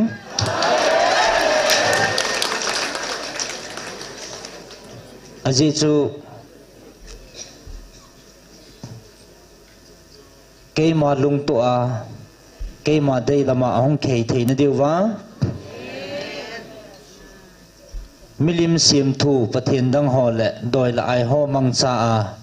akilhei na te ho anga taka wa keiman hechi god na khula do pung kating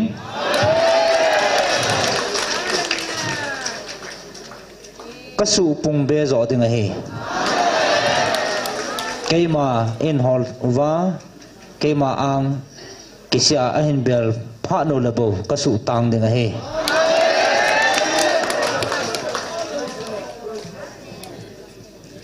na ho mi ham pha nei ve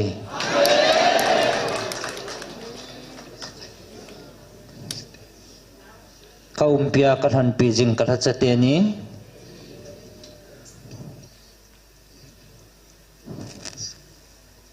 amanin keima e bel dano ata san nawa kona nang ho nam sunga hechimilim sim thu doi la ai le wan til ge lo na to no zo si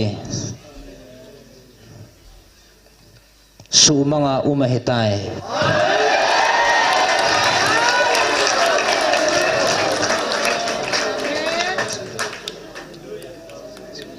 ji chun ke mana chung honin ka ke pa na ka phung chimpon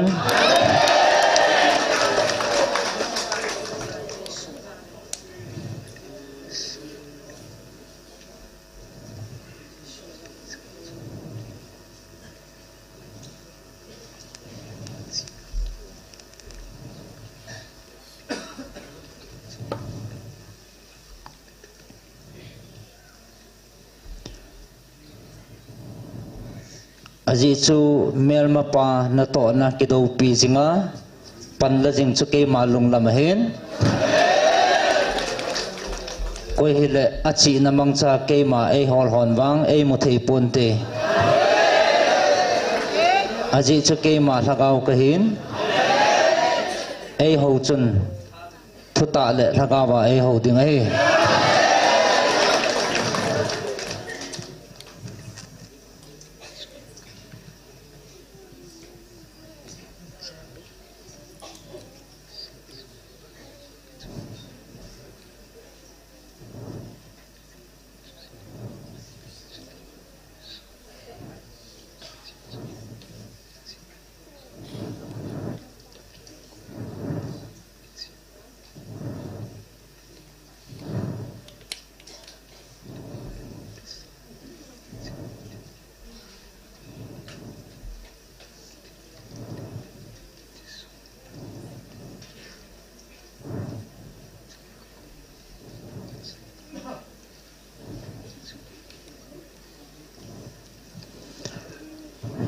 nanam pi chungwa kalungal hein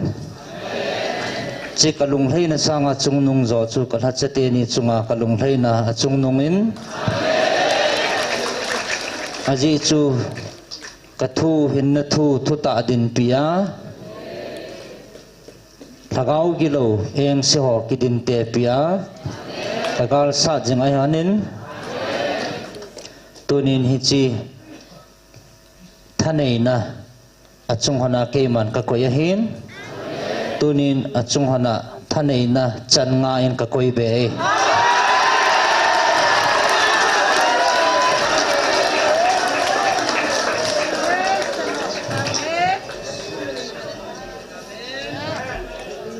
aji chu amanin jong ke het tawin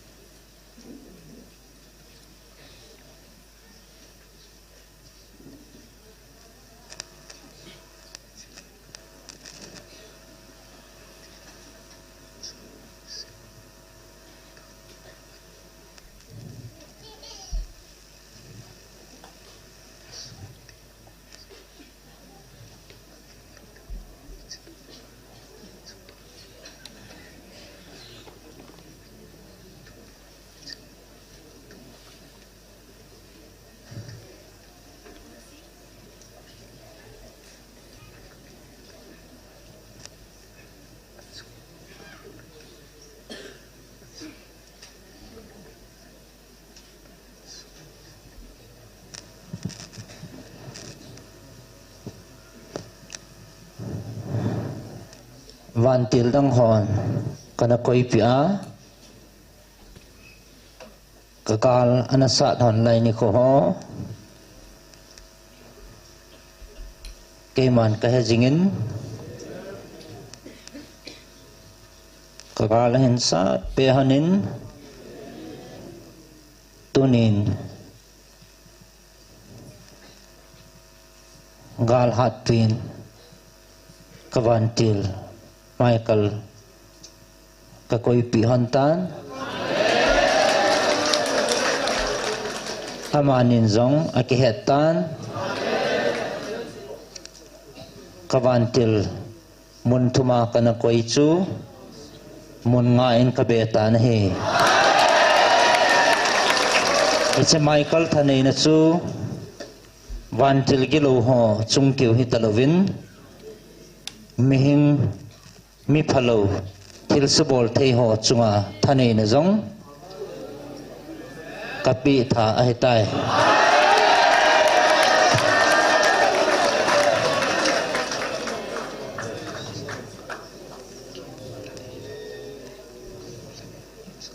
chitabanga keima thanei na kalunglai na thatsa vanai lei sinin tu khangin a umpon umjang tapon tin asi chi kalunglai na jong hi achung hanin atun so na hijing ding hi chi chana mani chunga aphat sa han chu kaphat sa in akipa na hon chunga akipa in alung thai na chunga ba kalung thai ding he ahin ichi kalung thai na la kachipa na thacha nei nam nahi ta zivin ki pa win ji chu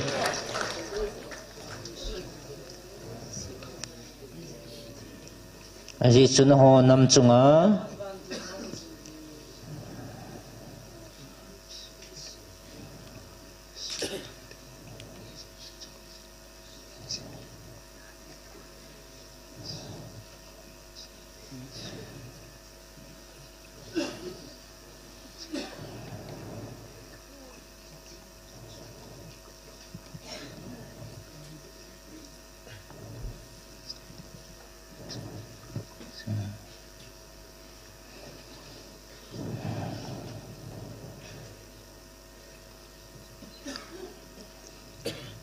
kipa uven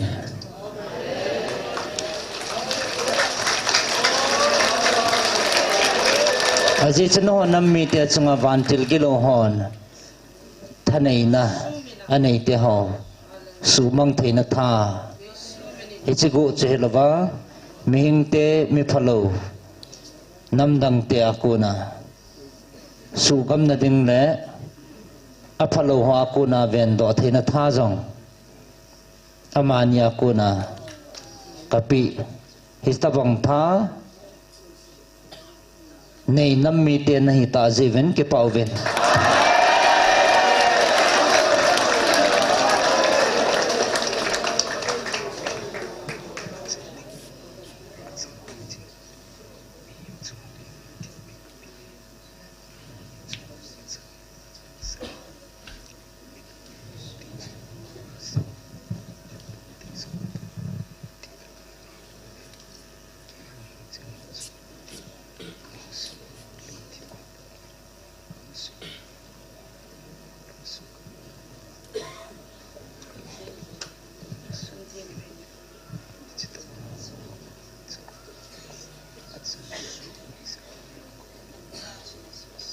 nang ho lungdong hevin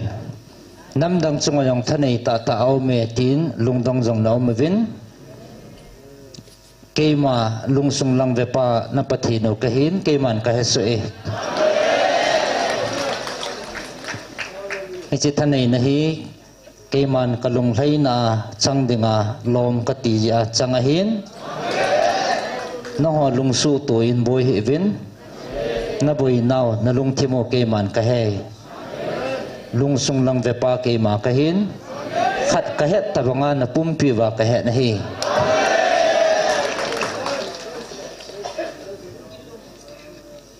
tunin ho gelin muzang na mutaven ke ma pan hu na kawan til ho ana sol pi lova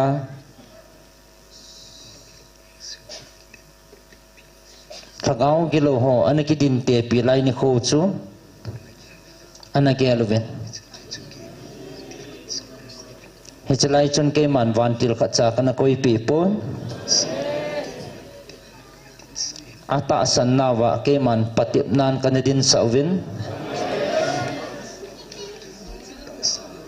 amau mi hing lung gela ke mai ta san na wa chun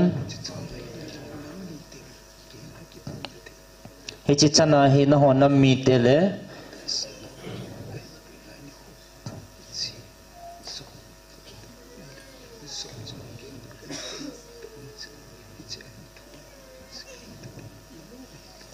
he chan gya ke ma hong ke pun na thaya ke ma ta san na ina bu na wa ke man kana vet lai ni ko ho gyal do vin job kana patip banga chana ke man patip na kana ne hin chalai ni kho chun ke man van til kha cha kana koi pon ama mi hing ta san na kivin ke man kana zangin ama mi hing ki pi nan ke man kana zangin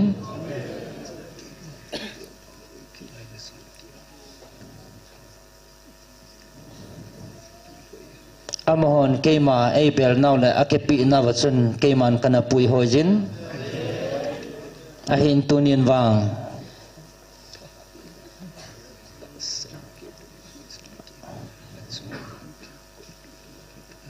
amho tha na le ta san na ki hilovin achum wa van til ka koi pi he lom ta ahin aji chu hi chi patip na chu amho achang le azowa a hetawe tu hin amho ta san na bo hitapun tin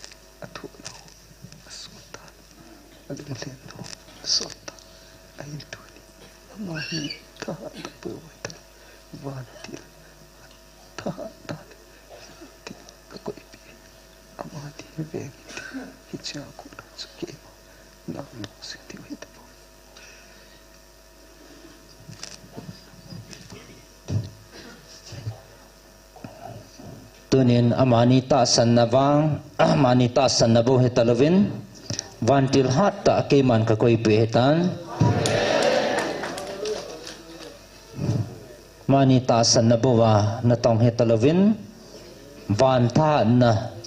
van til hat ta michael van til ka koi pe a he chi tha na chu amani dei lam lama na tong ding a hetave kana tong ding a hetavin ahin thu naw ahung lung hiam naw jong asot tan pi dinga loma keman achungwa ka koi pi hetai he chi chun van til gilo ho satan en si ho chungbo helovin mihing lung thim si le nam dang te hin suboi the akuna jong vanui tha na sanga tha zo thanei na keman ka koi tha hetai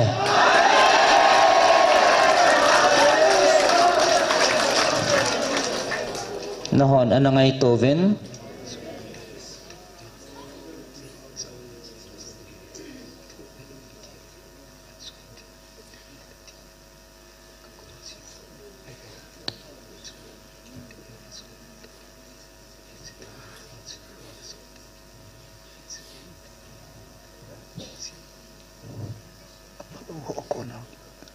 chikal zona chu ani achangtan ahin tuli amani chu masa keman kana koi line ni hu chu na kial hichi fati ti ho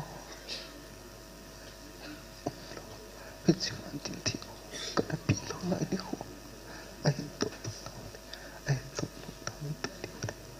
hichi achandi ho ka koi pi nang ho mi lungelen pasalo na chuma mi tas kita isa na gyal so mes ki hinjing hat sunu patin ka koi lom ka sa ke man pa ka sa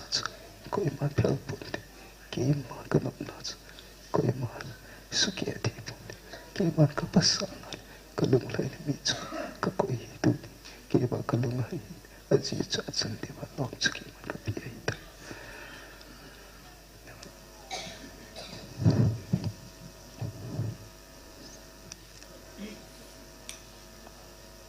achung wa patip na le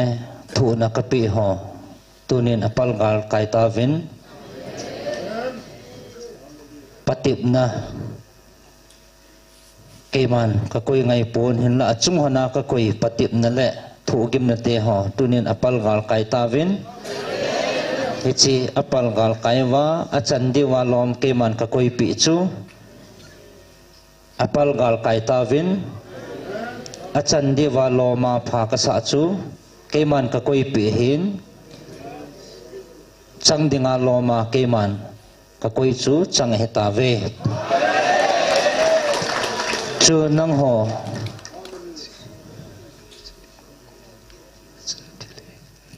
amani patsu amani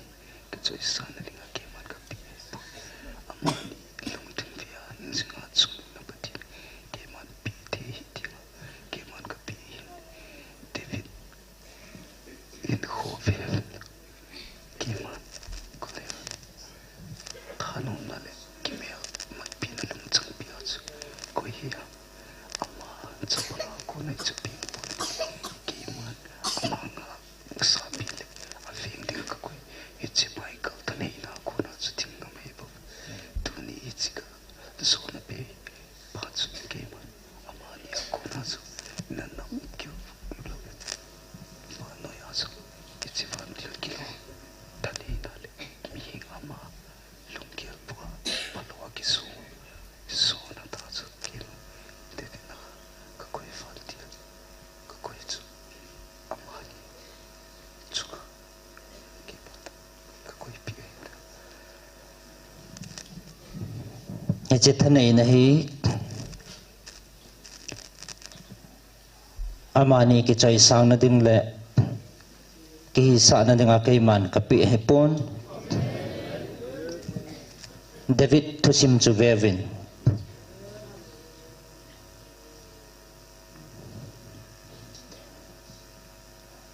Goliath tha na ding lungput anei chu hi chi chapang chu na ma lungput in nei pon tin keman kapi thanei ta Michael Mantil alung sunga na tonga chun thangam na lungchang chu api he bove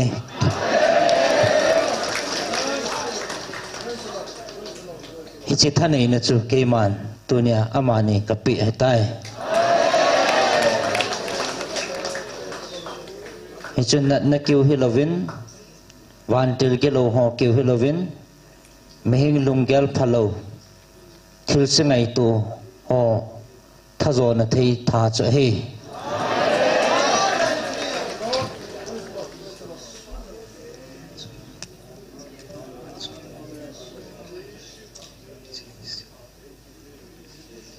achung hana ka long thlei na hi chlei se na bo pontin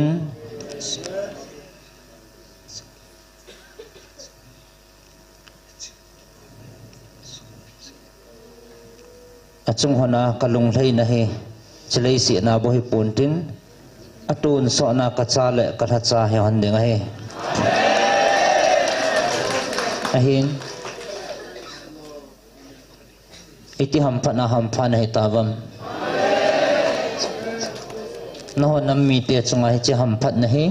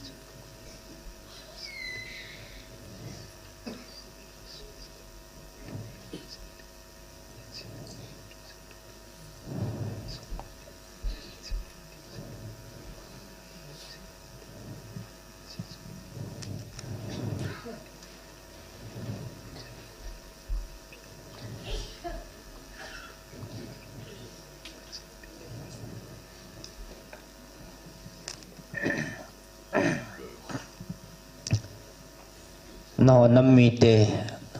nó dấu siêu mi hầm phan hay về kịp bảo viên aji che tu nya ka phat theina na chan diu na chan ho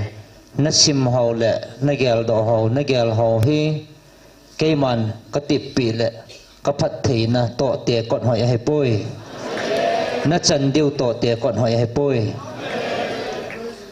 na tu na cha khango khang son ge a ka phat thei na ka koi pi ho he chi van til thanei na no nam mi te changa na he ta vin he chi thanei na chun na tu na cha teo khang som ge ya na hin riwa na hin pi wa chang ding na hi ta je vin ki pau vin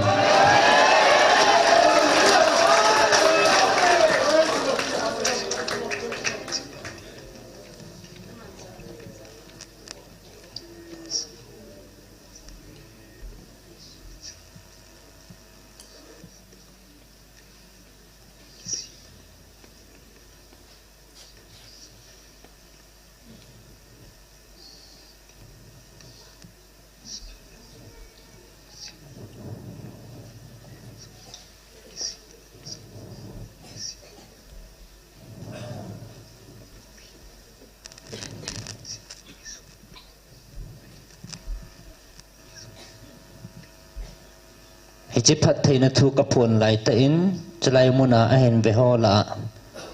alung thim ki khela lung ki si na ne ya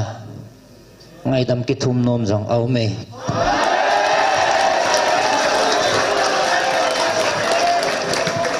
ama chi na an ki sun pia ana ding mi ki gel do a ki he do a ngay đam hen cái thum no mà dòng hong tiếng hi van til hon alung chang asu kha hi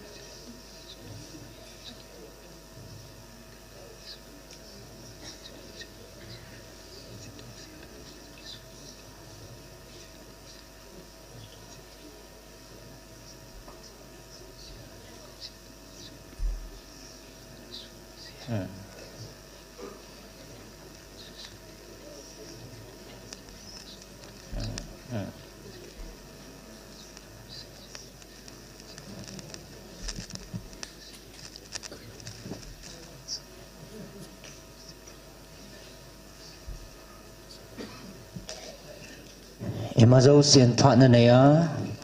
sun au ma zanam banga apha cha cha ke man kan puiding ka ngai lu kanam mi te na heaven heji chnang ho heji ke pa na le lungmon na nei pau ke ya ko na lungmon na nei pau hin hingo vin nang chi pi zo vin heji ta san thu do le hin nang ho kisapoi ta heaven aji choi chita sant dolan na ki su boi tengun le na ling lau je vin na lung sumu ba ke ma in thing na suno pha ji ta ve aji chan chita sant dola nang ho ki su boi lovin ke ya lung mon na le ki pa na nei pau chu chi pi zo ta vin ata san lo ho jong ke man ka tip pi phat en pal thau thau ding he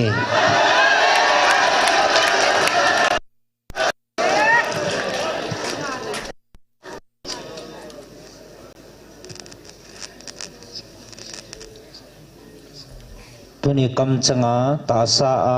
a o a kaman sa pa chunga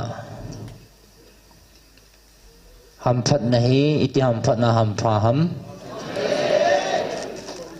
iti hamphat na hampa hetam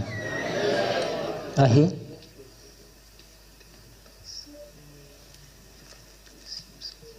kaya di nga taasan lagaw he kanasim sa mong hin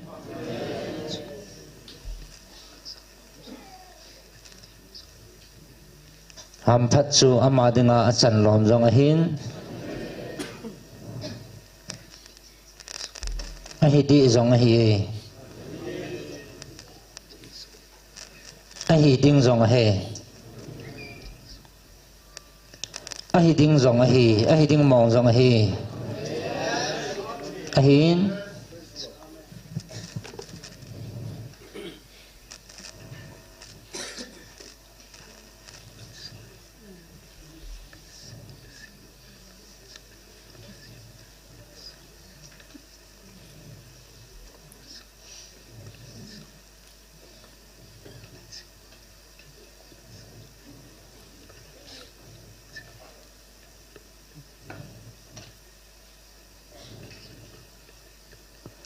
ahin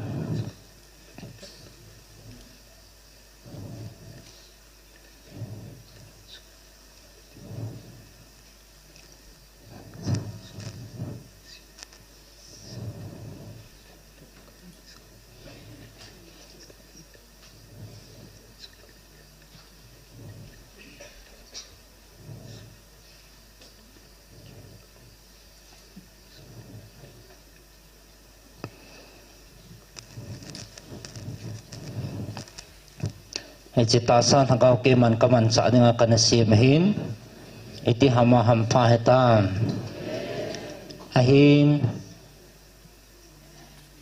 icitasa kamansa kamako na hong podo kathu za atasan hohi icisang sanga iti hama hampa na hitavem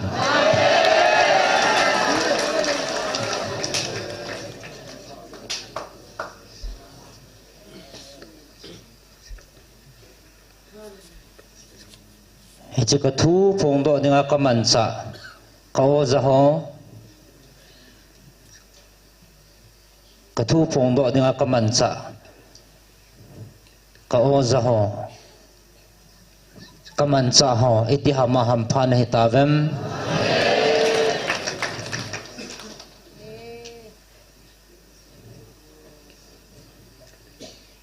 no mi hina kay man kanathan hipon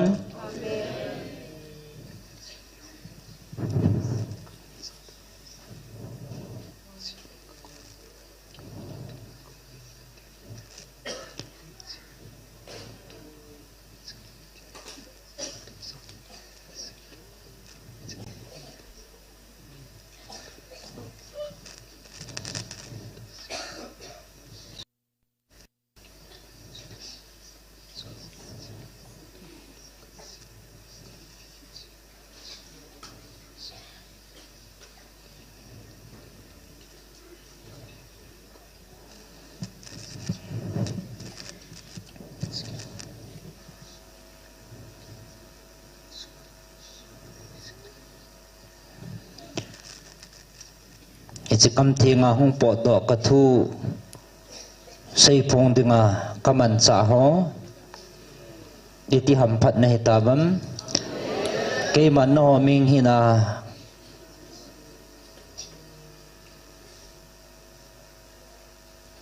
kalhan na hipovin tuni ni khwa man cha dinga chi na kanapi ho tunin na chungwa kalunga thaijin na chỉ nào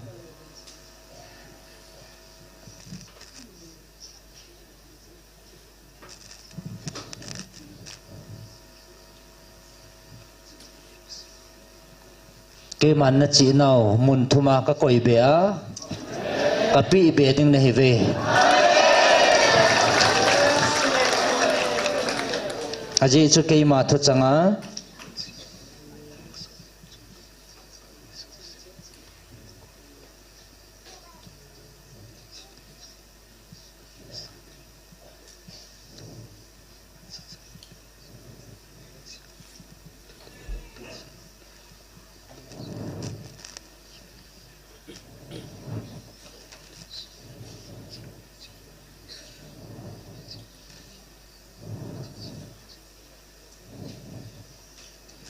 mi tampin lagau oi wana nei tan na chungawa kalunga thaije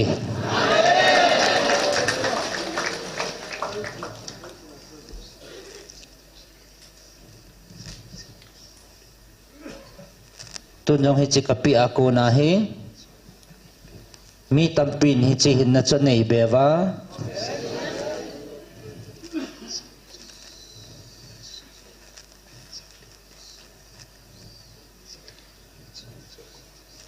masanga ni mun nia za ho chun mun so ma hin za the na dinga hi chi chi na le thanei na chun ho ka pi ne ve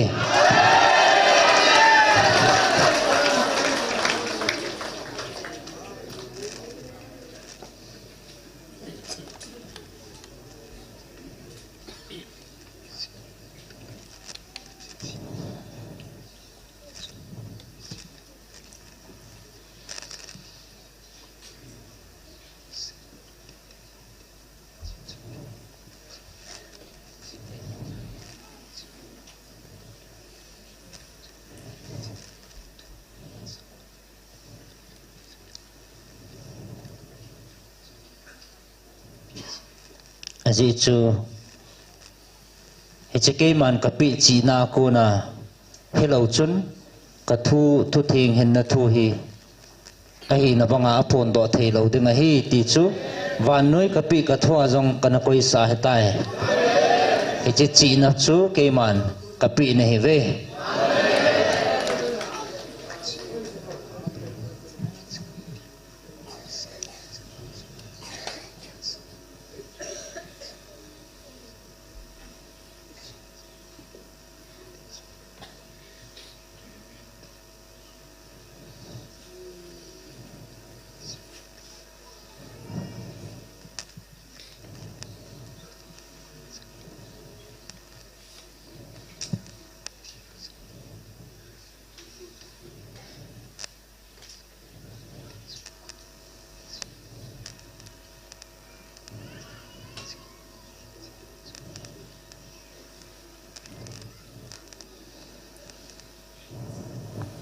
kami Israel te kana pui banga aron kam thing kana man sa banga he chi kam thing aku na hong po to ka thu samphonga pang kala cha ho aron kam thing ka man cha banga he chi thanei na chunang ho ka pi nei ve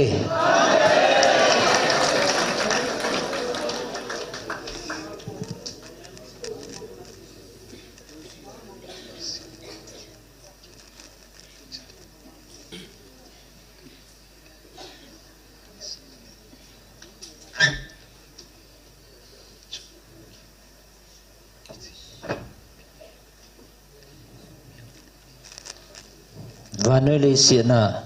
ta sa kal han nam mi te te lo hi chi thil pi hi nang ho nam mi te bo ka pi hi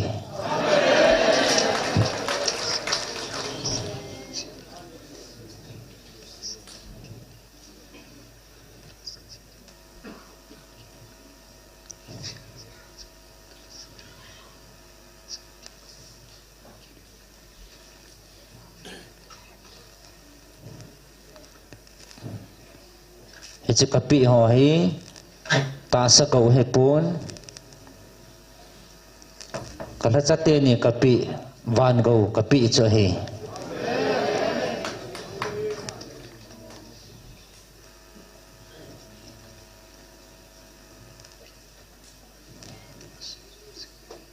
nang hoa ki pa na le lungmon na hin na chu atun so na jing ding hi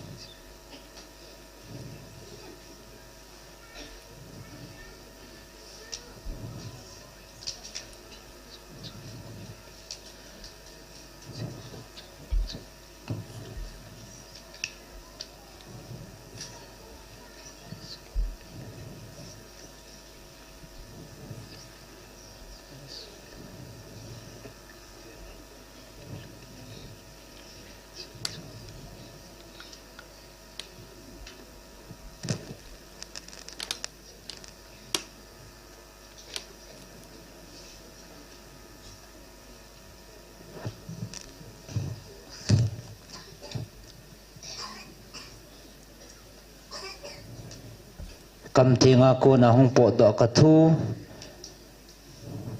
xây so na kaman sa kalasapu chỉ na kapi athumin ka koi bein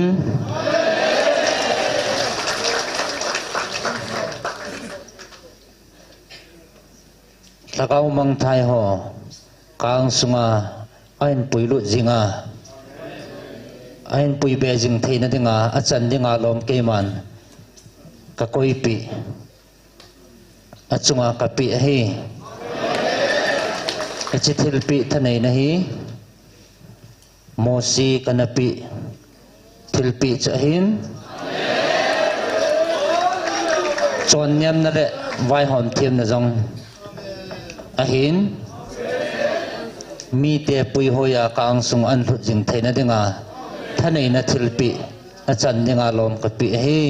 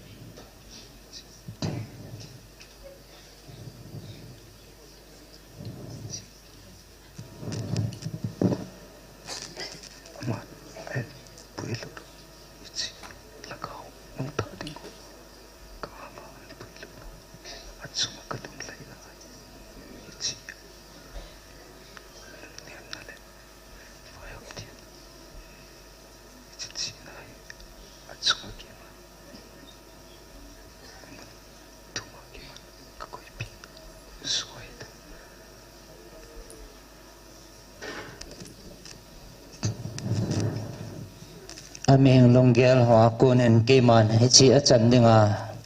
lomin ka geltan lakaw mang thai tampi kang sungan lutan aji chun chi chon nyam na le chi na hi amon thuma ka koi pi be hitai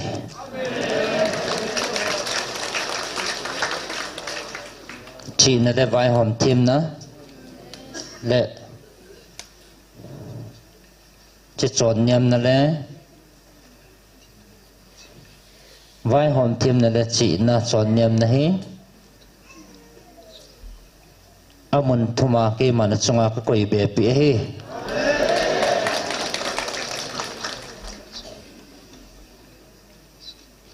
chỉ cho cái mà lung thấy nó sẽ đổ tan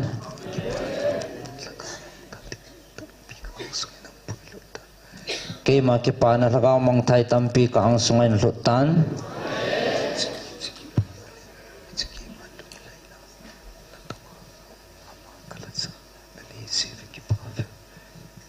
cái mà lung lay na là chân là tòng na này dị viên cái pa ven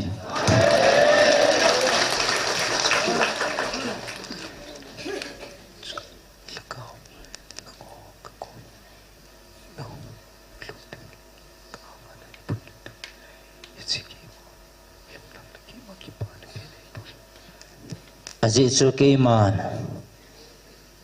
lagaw kang sunga na hin puilut ohi ke ma ke pa na le long thei na pe na hi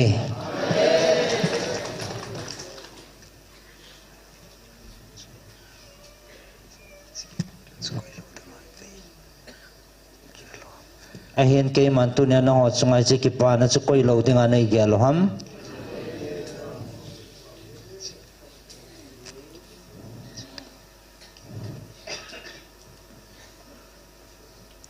mò phụ na chân hậu kê mà thu bị bằng na chân hậu chú na tổ nào chú na chung mà kê mà lùng thay na hi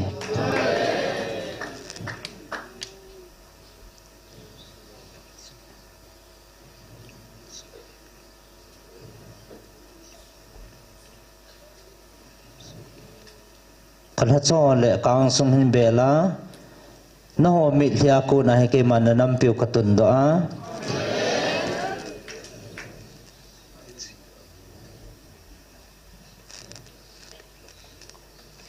na nam piu hi chi apalo ho ko na ka hoi do a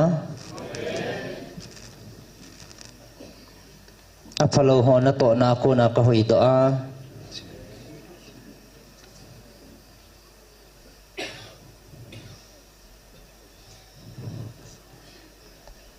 namit liu hi tunin na hon hun le phana satavin a hi wangin he chi nan sit dioi bove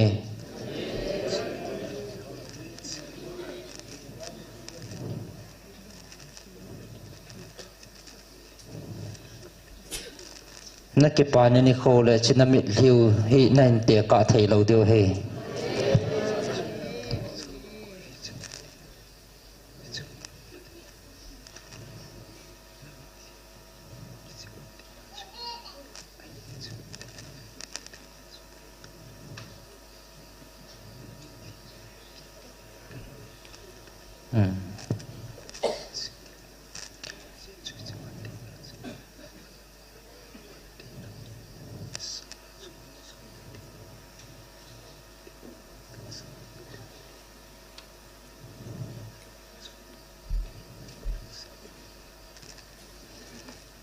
na tu na cha kang wa hai che phat the na hong lun lu ting le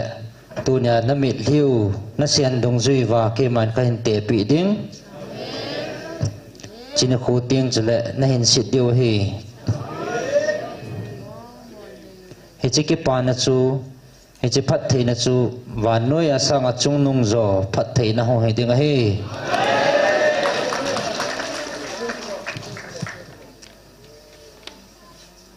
chỉ hiện nó hòn mình lung ghé là ghé rằng nó một về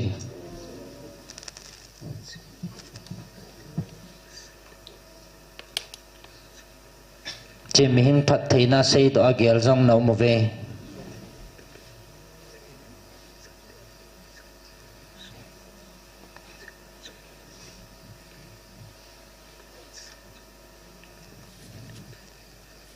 cái màn hình dính phát hiện iza kai sung lang ve dio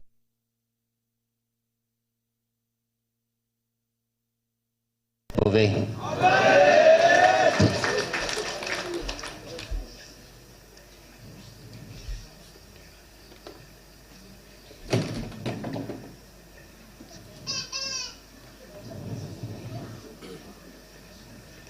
tunin no min lungel banga vetting hele no nam mi te hi ke man leng pung kating no nam mi te chunga ka phat the na jong chupun tin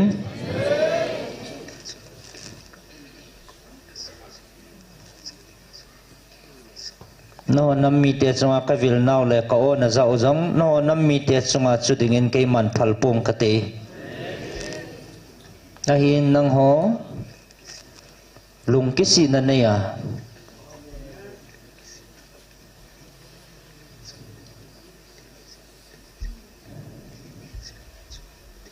na puna pa teo khanga pana lung ki si a kaang sung hin bel nam mi te ne hi zivin lung sung ve pa na pathino ka hi zin ke man ka hin hlan na hi bo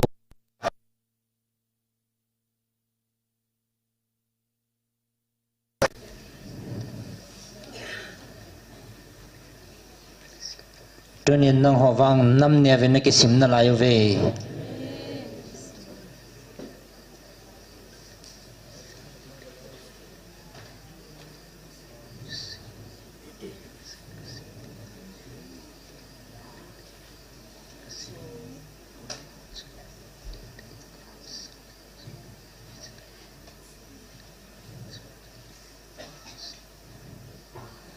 ahin van mi te va dingin chlei sit mi te zo sila nang ho banga phat theina ka lun sa dinga ka sim nam a poi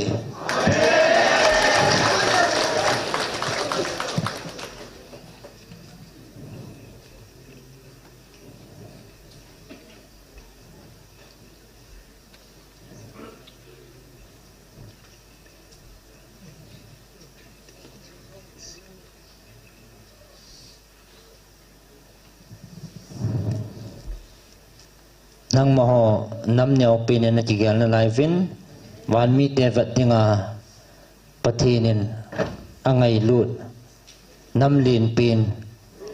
na hive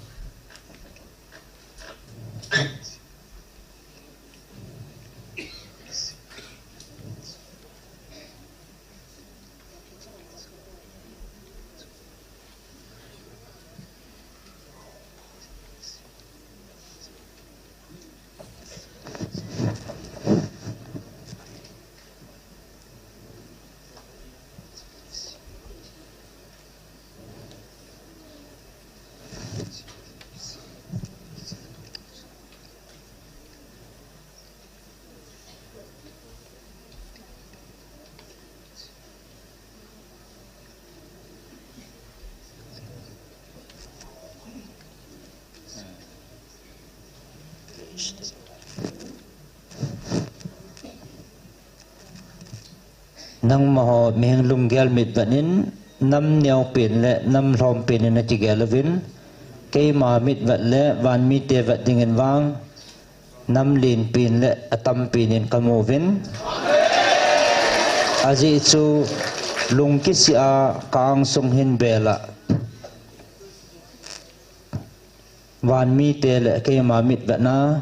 lungkis a kang sung hin bel za na ka vat no hin tunin kaang sung hin bela lungkis a atampin nam mi te na hive hitabang kaang sung hin bela avil na chang namdang umlo hezin ke ho mit vanin nam len pin na hive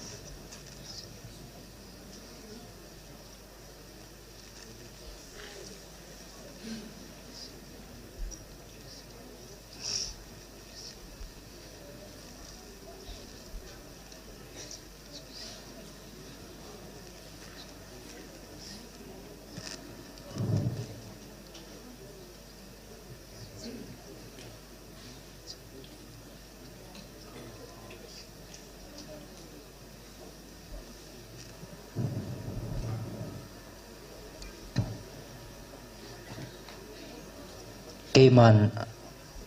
atamin kavepon vanoi leisina sila nam tampi kasimin hinla anama kaima ang sunghin bela lungkisi nam aumpon nang hovang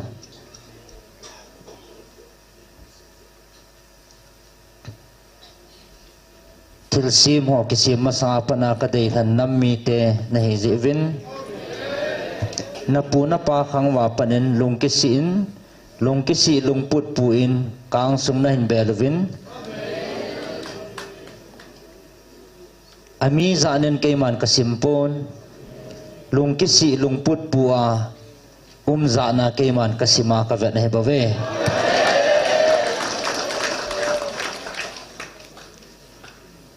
lungkisi a kang sunghin bel ho zana kaiman kasimahi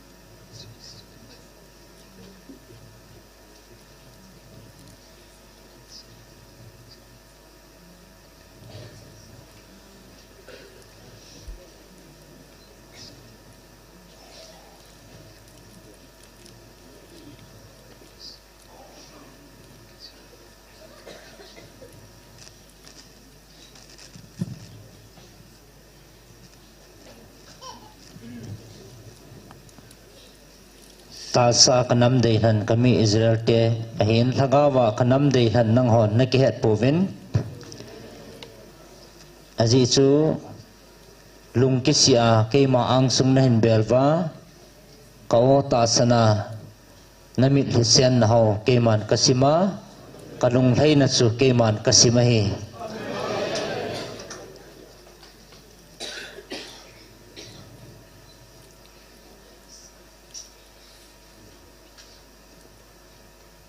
ahin ke man na ho nam pilin takhat kana tungdain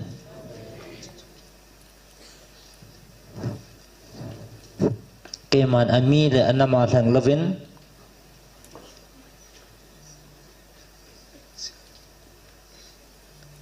amo na to phat jin ke man khatlani na to phat jin anamo kana thangin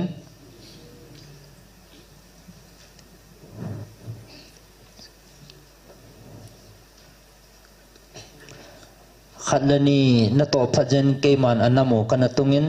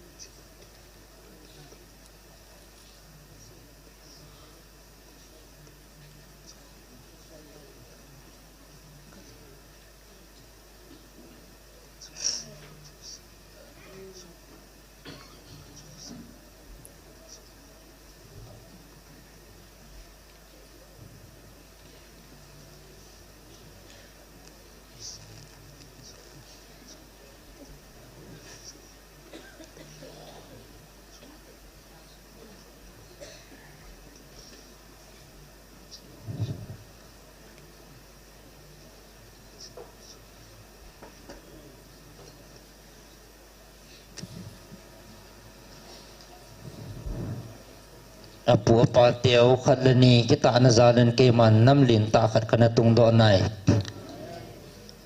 ahin la amo chunga kaphat the na chusangin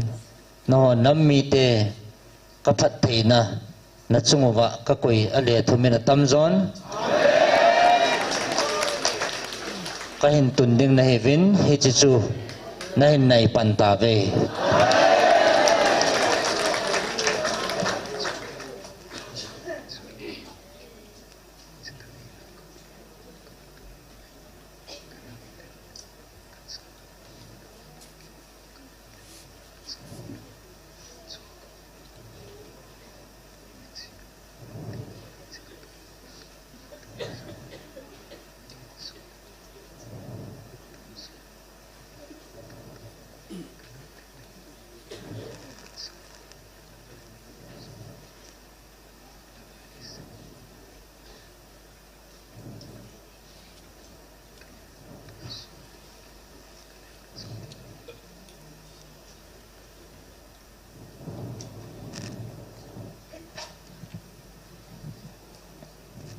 nang hawang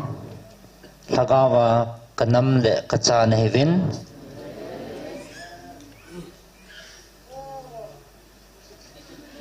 chipat theina amho chunga sanga munthuma tamzoin na ho chunga keman ka koin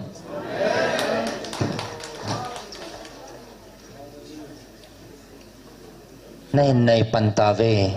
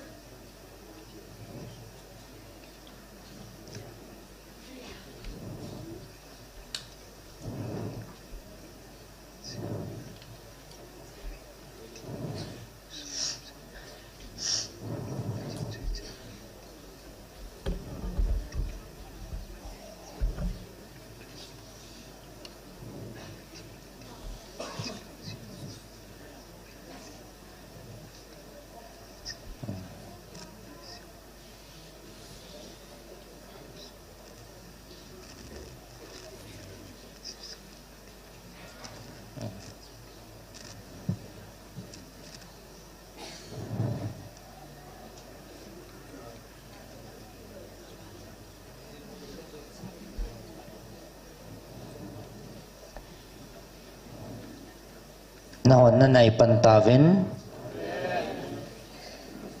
heji chun na mai tiu jong thadai lovin pangjeng venang aji chun na mai tiu nanga awale muthimin na lo khum kinwa heji muthim chun nan lon vu ki khum kit dingo he en la heji na mai tiu nanga lo lai sewa nanam sungo salva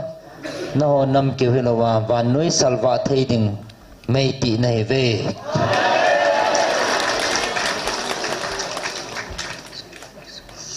nagal di uzong ki saboi ta heaven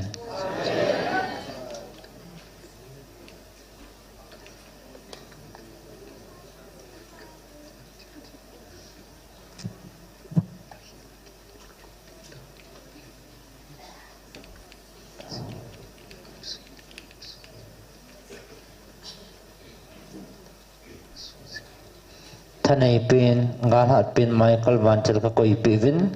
nanamu vyang top dinga ma kisalal jinge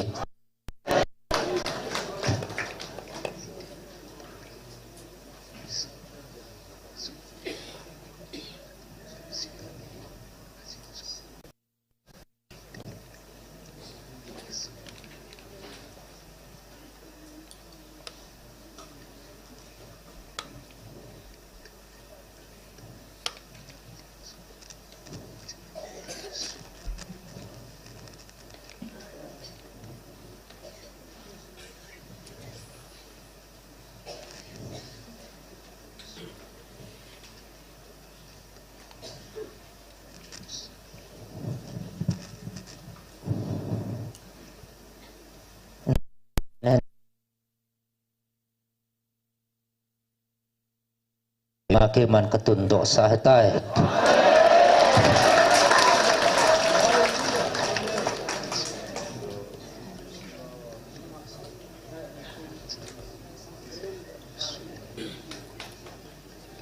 chanam mi te daw din koi mata kipan puntin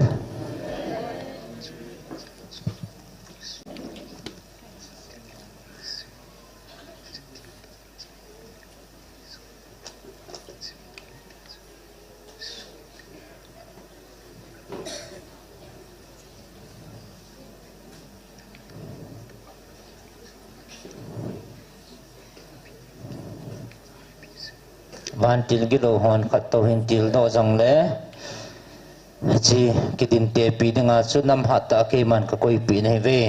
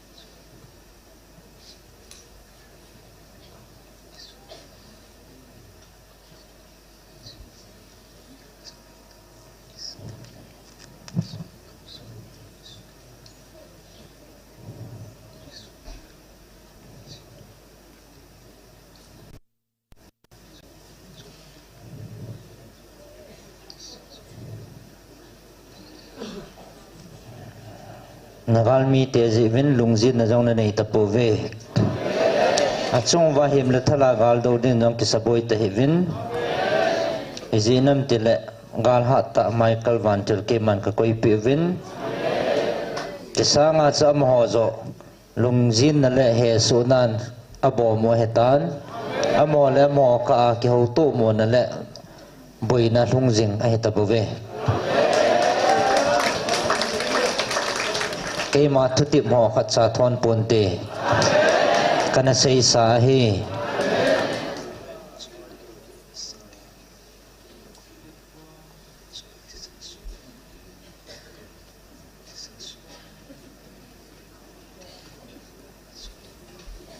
no chunga galbol nga kisa koi umuvam amo da mo ka thisan su dinga kigu avantil gilowin aka wana to hitabawe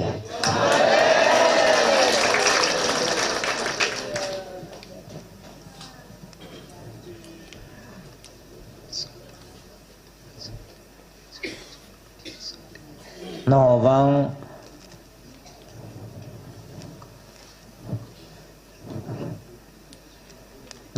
na chungwa ban pathin ki pana changa pathin cha te ne tawin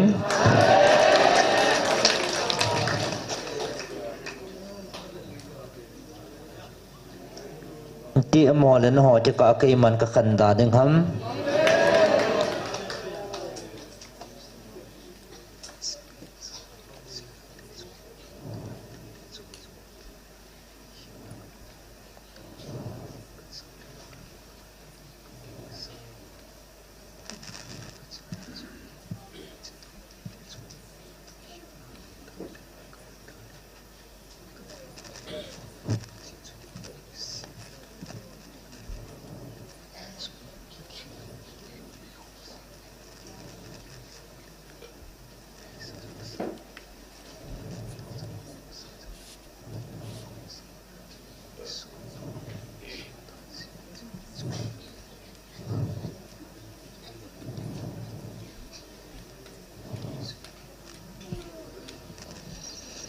tasa kanam deilan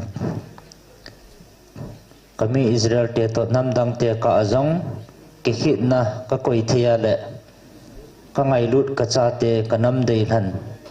ka oza ka vil ka cha te to namel mate ka ba eti kihit na ka koi da ding ham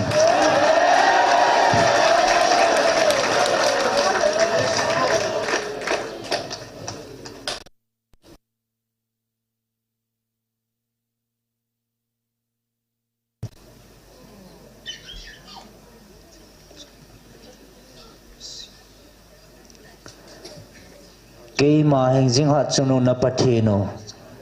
keima si nei lang nei ta pathin kai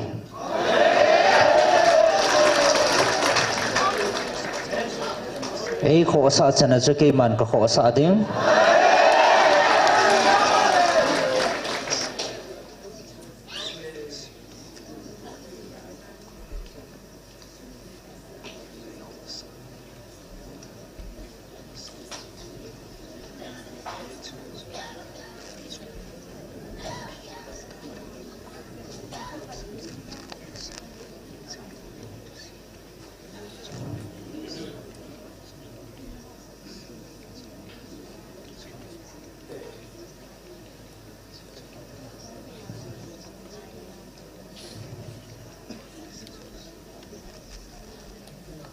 keima ei kho sa ei ngai lo da keima ki sajau sa ka hi keima ei kho sa lawa pathin dang milim ho milim doila ai kho sa zo ho to na ka wa iti ki khit na ka koi da ding ham sumang thai ji le hi cho chu sukam ji ai ti a khang khanga na pathinu hengjing hat chungnung keima ka he bove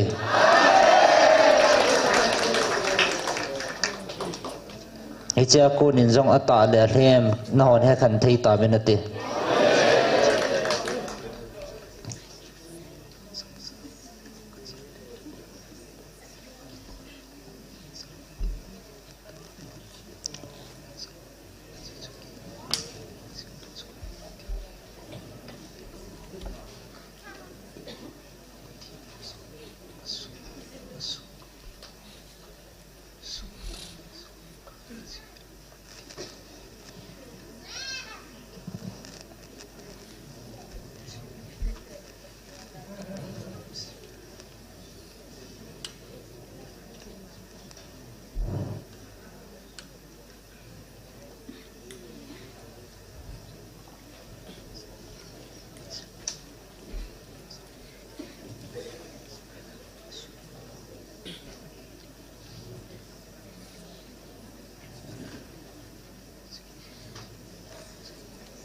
cha ko ni jong he khan thei ta bin te hing jing hat chung nung na pathe no ke ma vil na changa ka oza ke pa na dim set nei ta ve a hen la amo kon milim sim tu doi la ai hawa ki thei ke ma de na le do na kisa ai tawin ahu apathino mangcha ke man god na le su gim na ka chu sa he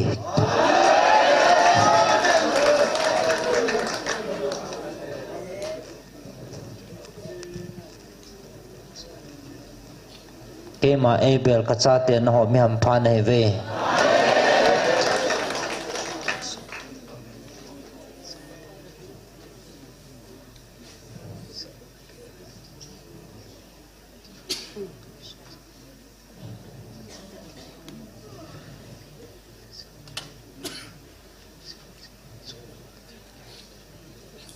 ke ma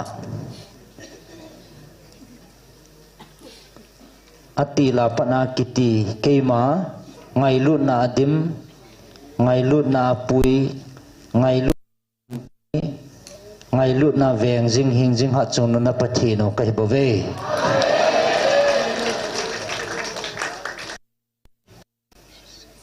tunin ke man na ho din thugu khat seim kate nang ho ngai phaven kaman cha ka su pa eleza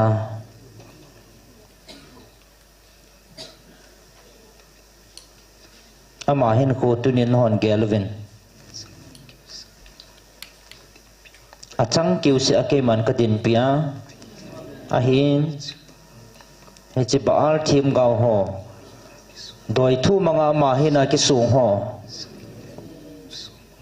zali le som nga chu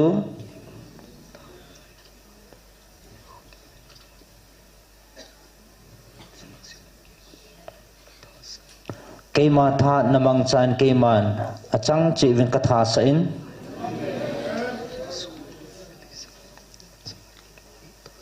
tunin ka so pa ilza achanga ke ma e ta san na Milim sim thu ho ho doi thu ho ho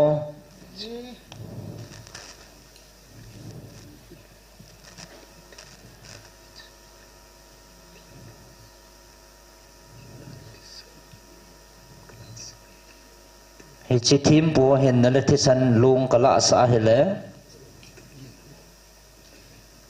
tunin hon na mel mateo ale som le zan ho sang tam jong le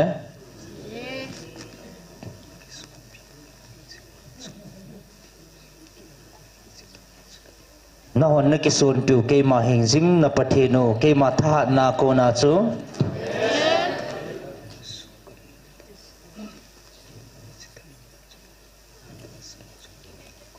amo ho su gam na le tha gam na thei tha chu ke ma ei ta san ho na ho chunga he chi tha nei na chu ka ko ye hi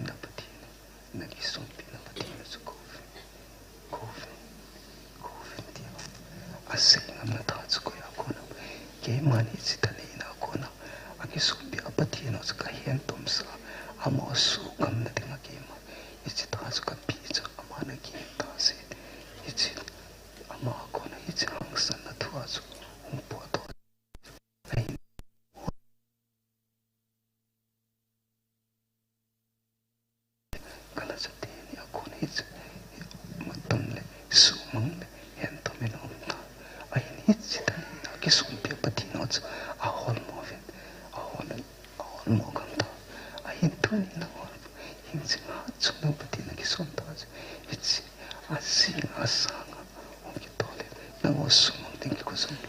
itu nang ho kemat khatta kemat kasumang sa ting nei aji chu kemat katim pi kasuma kami pai sa katim pi ba itsi ba tempo kasumang sa bang tunin nang ho so isi sumang na ta chu kemat nang ho chu ka pi apati no amo lang apang ta apati no aman ati ngam ta apati no ahon mo ta aji chu lai ati na ko ma ki po ang ti hinsi ha chu no batin alfa da me ke ma ke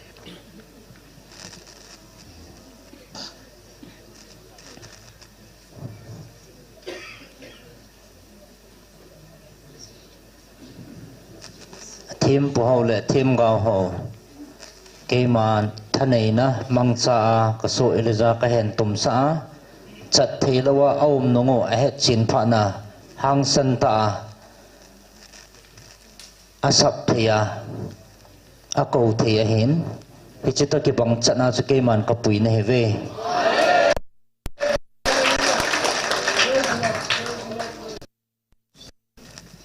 cầu vinh na patino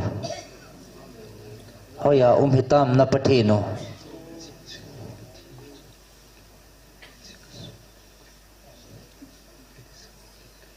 aji chake man apatino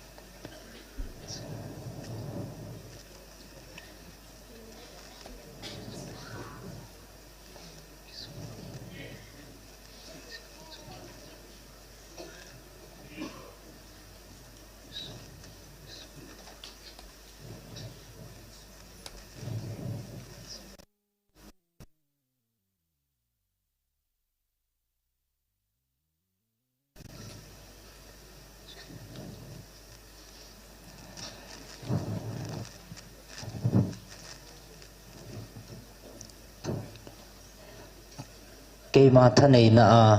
cái hiện tôm cái số eliza cái hết xã phận na man hang santa hoi ham na patino hin kovin tia asak ngamahi tunya jong hechina ki sun piu hat chunung na patino chu heche pathin chu cái mà cái hin heche pong chana chu cái man ka pui na heve tunya na sugam diu vantil kilo hojang kala chate ni mangchan hen tomin omin apathin ho ahol movin chat thei lovin aum gam tavin ichita ke banga chu ke man kapui na heve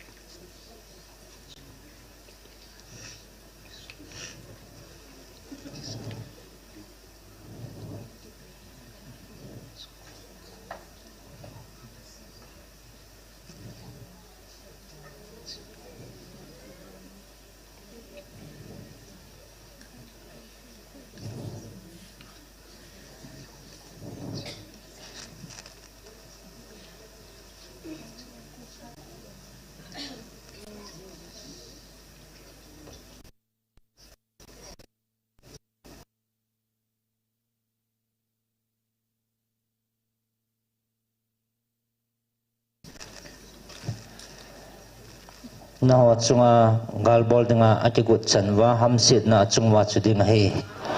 amo ka kitu mo na le ki het thim lo na longjing ding a he hen la lung haya na ho ding gela lung phapua ahong bo khup ting le bo ke man he ti ho chu kala do ding he bove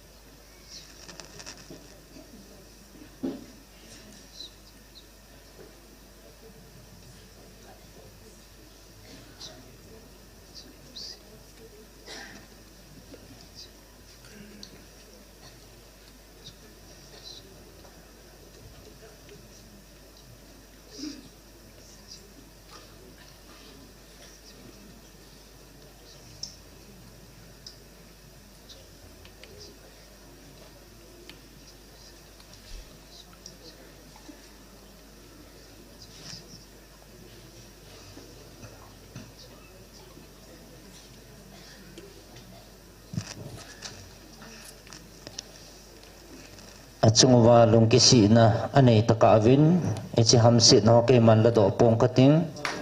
kakoy jing ding ahi na ho tsunga patay na kang som chana kakoy pi iti laysit kiubo hilaw tunso na kakoma nagaulo diw patay na kakoy pi ho kay man na ho tsunga jang lado pong kating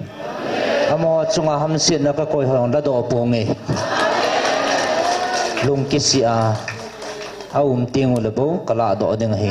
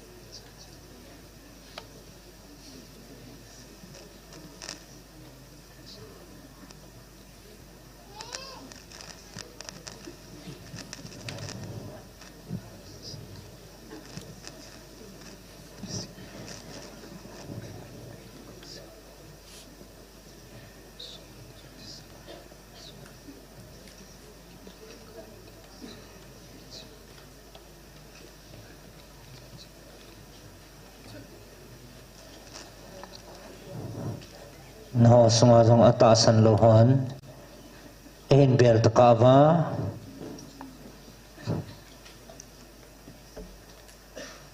chinamel mateo tisan so lungput anei ho jong jing ting ahi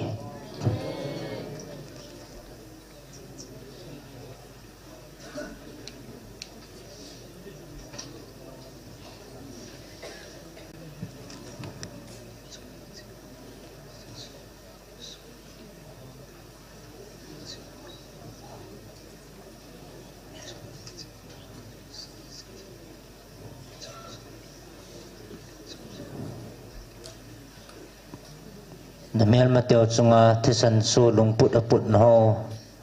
katun sa ho jong mang di lo ding ahi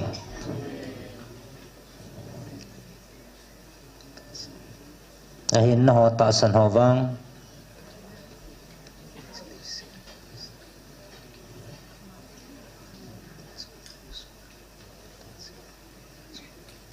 nakipanaw hi Echipan ke pana na lung sungwa ka mo taazin na sungwa ka lung laye.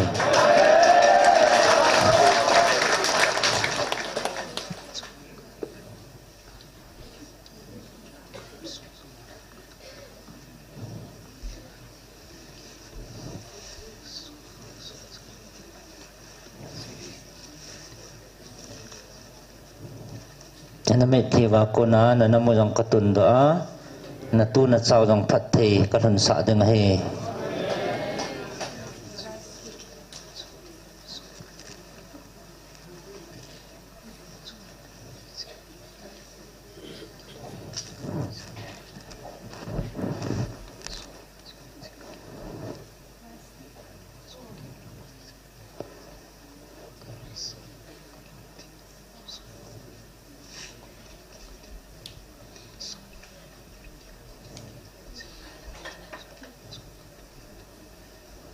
na chungma lungthai na laki pana tunso na kakoi banga kawan til ho jong kakoi pivin tunso na naran pijing deu hetai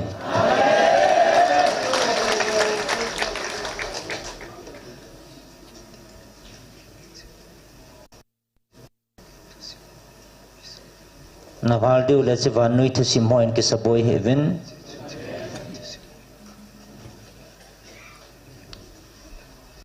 Chivan nui thu simhoi na ho din aniaw valin tunin na ho thu simho zo he van nui mi ten he sim deu hi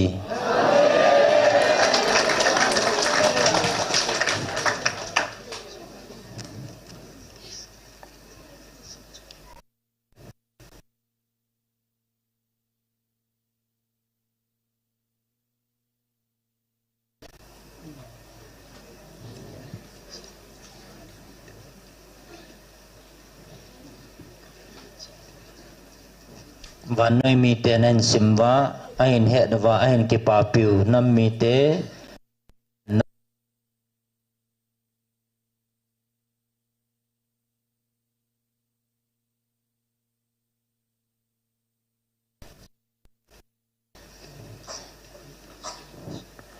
chi van noi mi te nan het ji vin ke pa he vin hình dương hạ chụp nung patinin a hẳn lẽ a gầu lô đinh cha tiền hi dị vin ke pa zo vin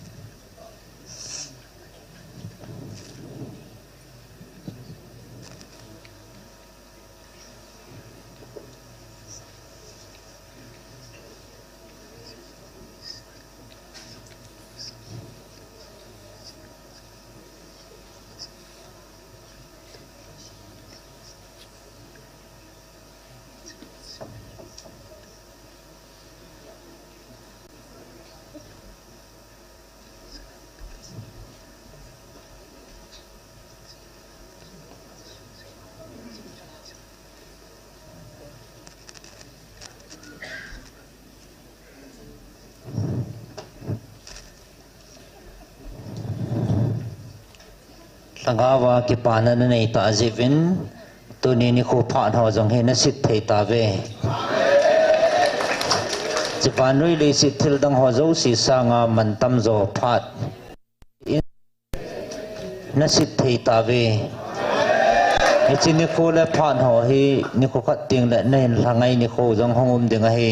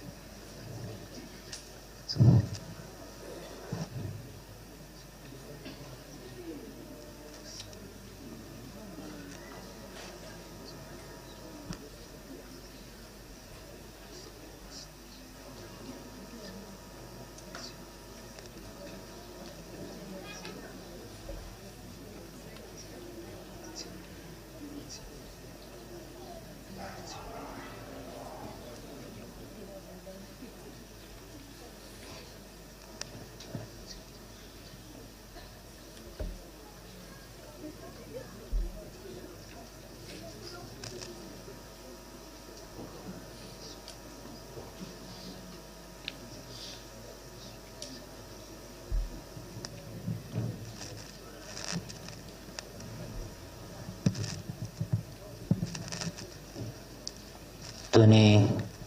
kavil nau no ki pa na sangin ban mi ten an ki pa pi nau asang zo e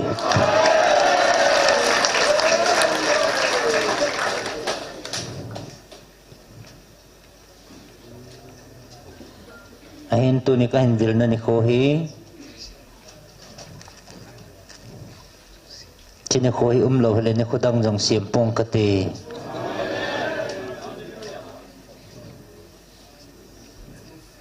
Nahon naman na sang hileng namdang te jong ke man simpong kate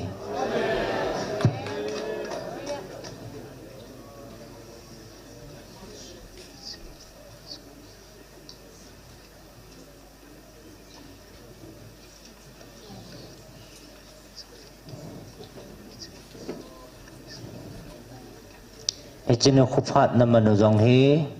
lo hele ni khudang pha no jong koi pong kate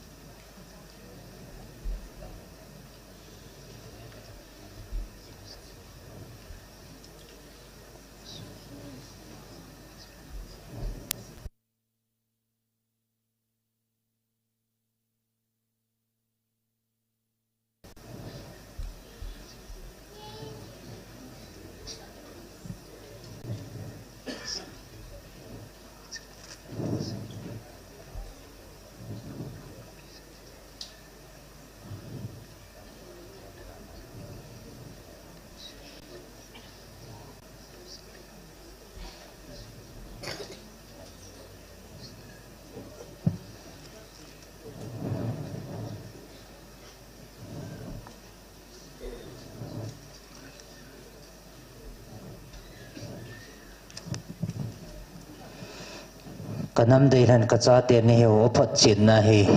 nanam mo jong ke ban kasim tu ma katun ding ding hi ichka sia na tai pun tin be jong be pun te ke man kasim phana katun ding hi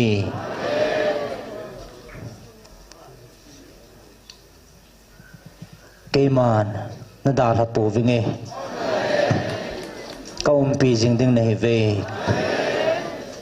ka o a kong vil kit ding nei vin het tu sa aphat het tu sa Gabriel kan sol ding hi ke ma chi tange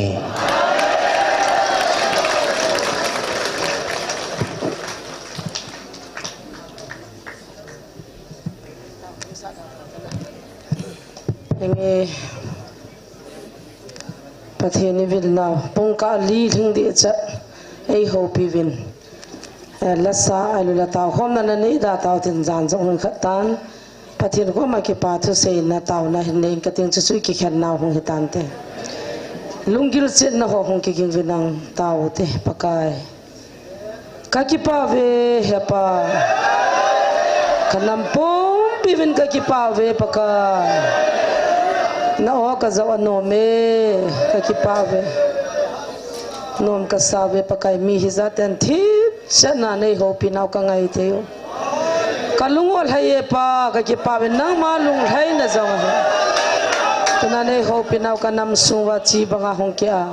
thaga mai ti khom jinga nei pui naw agui thun ka sa lung khata na na tong khom jing the ding in ka nam pum piu ma nei pui vin lang satan na to na te mi hinga kon satana kon si chom chom ho gal zona jong nei pi uwa kanam pum pi vin lung khata na kom ka hun the na di vin kha chan nei um pi ki ti jong ka taw ve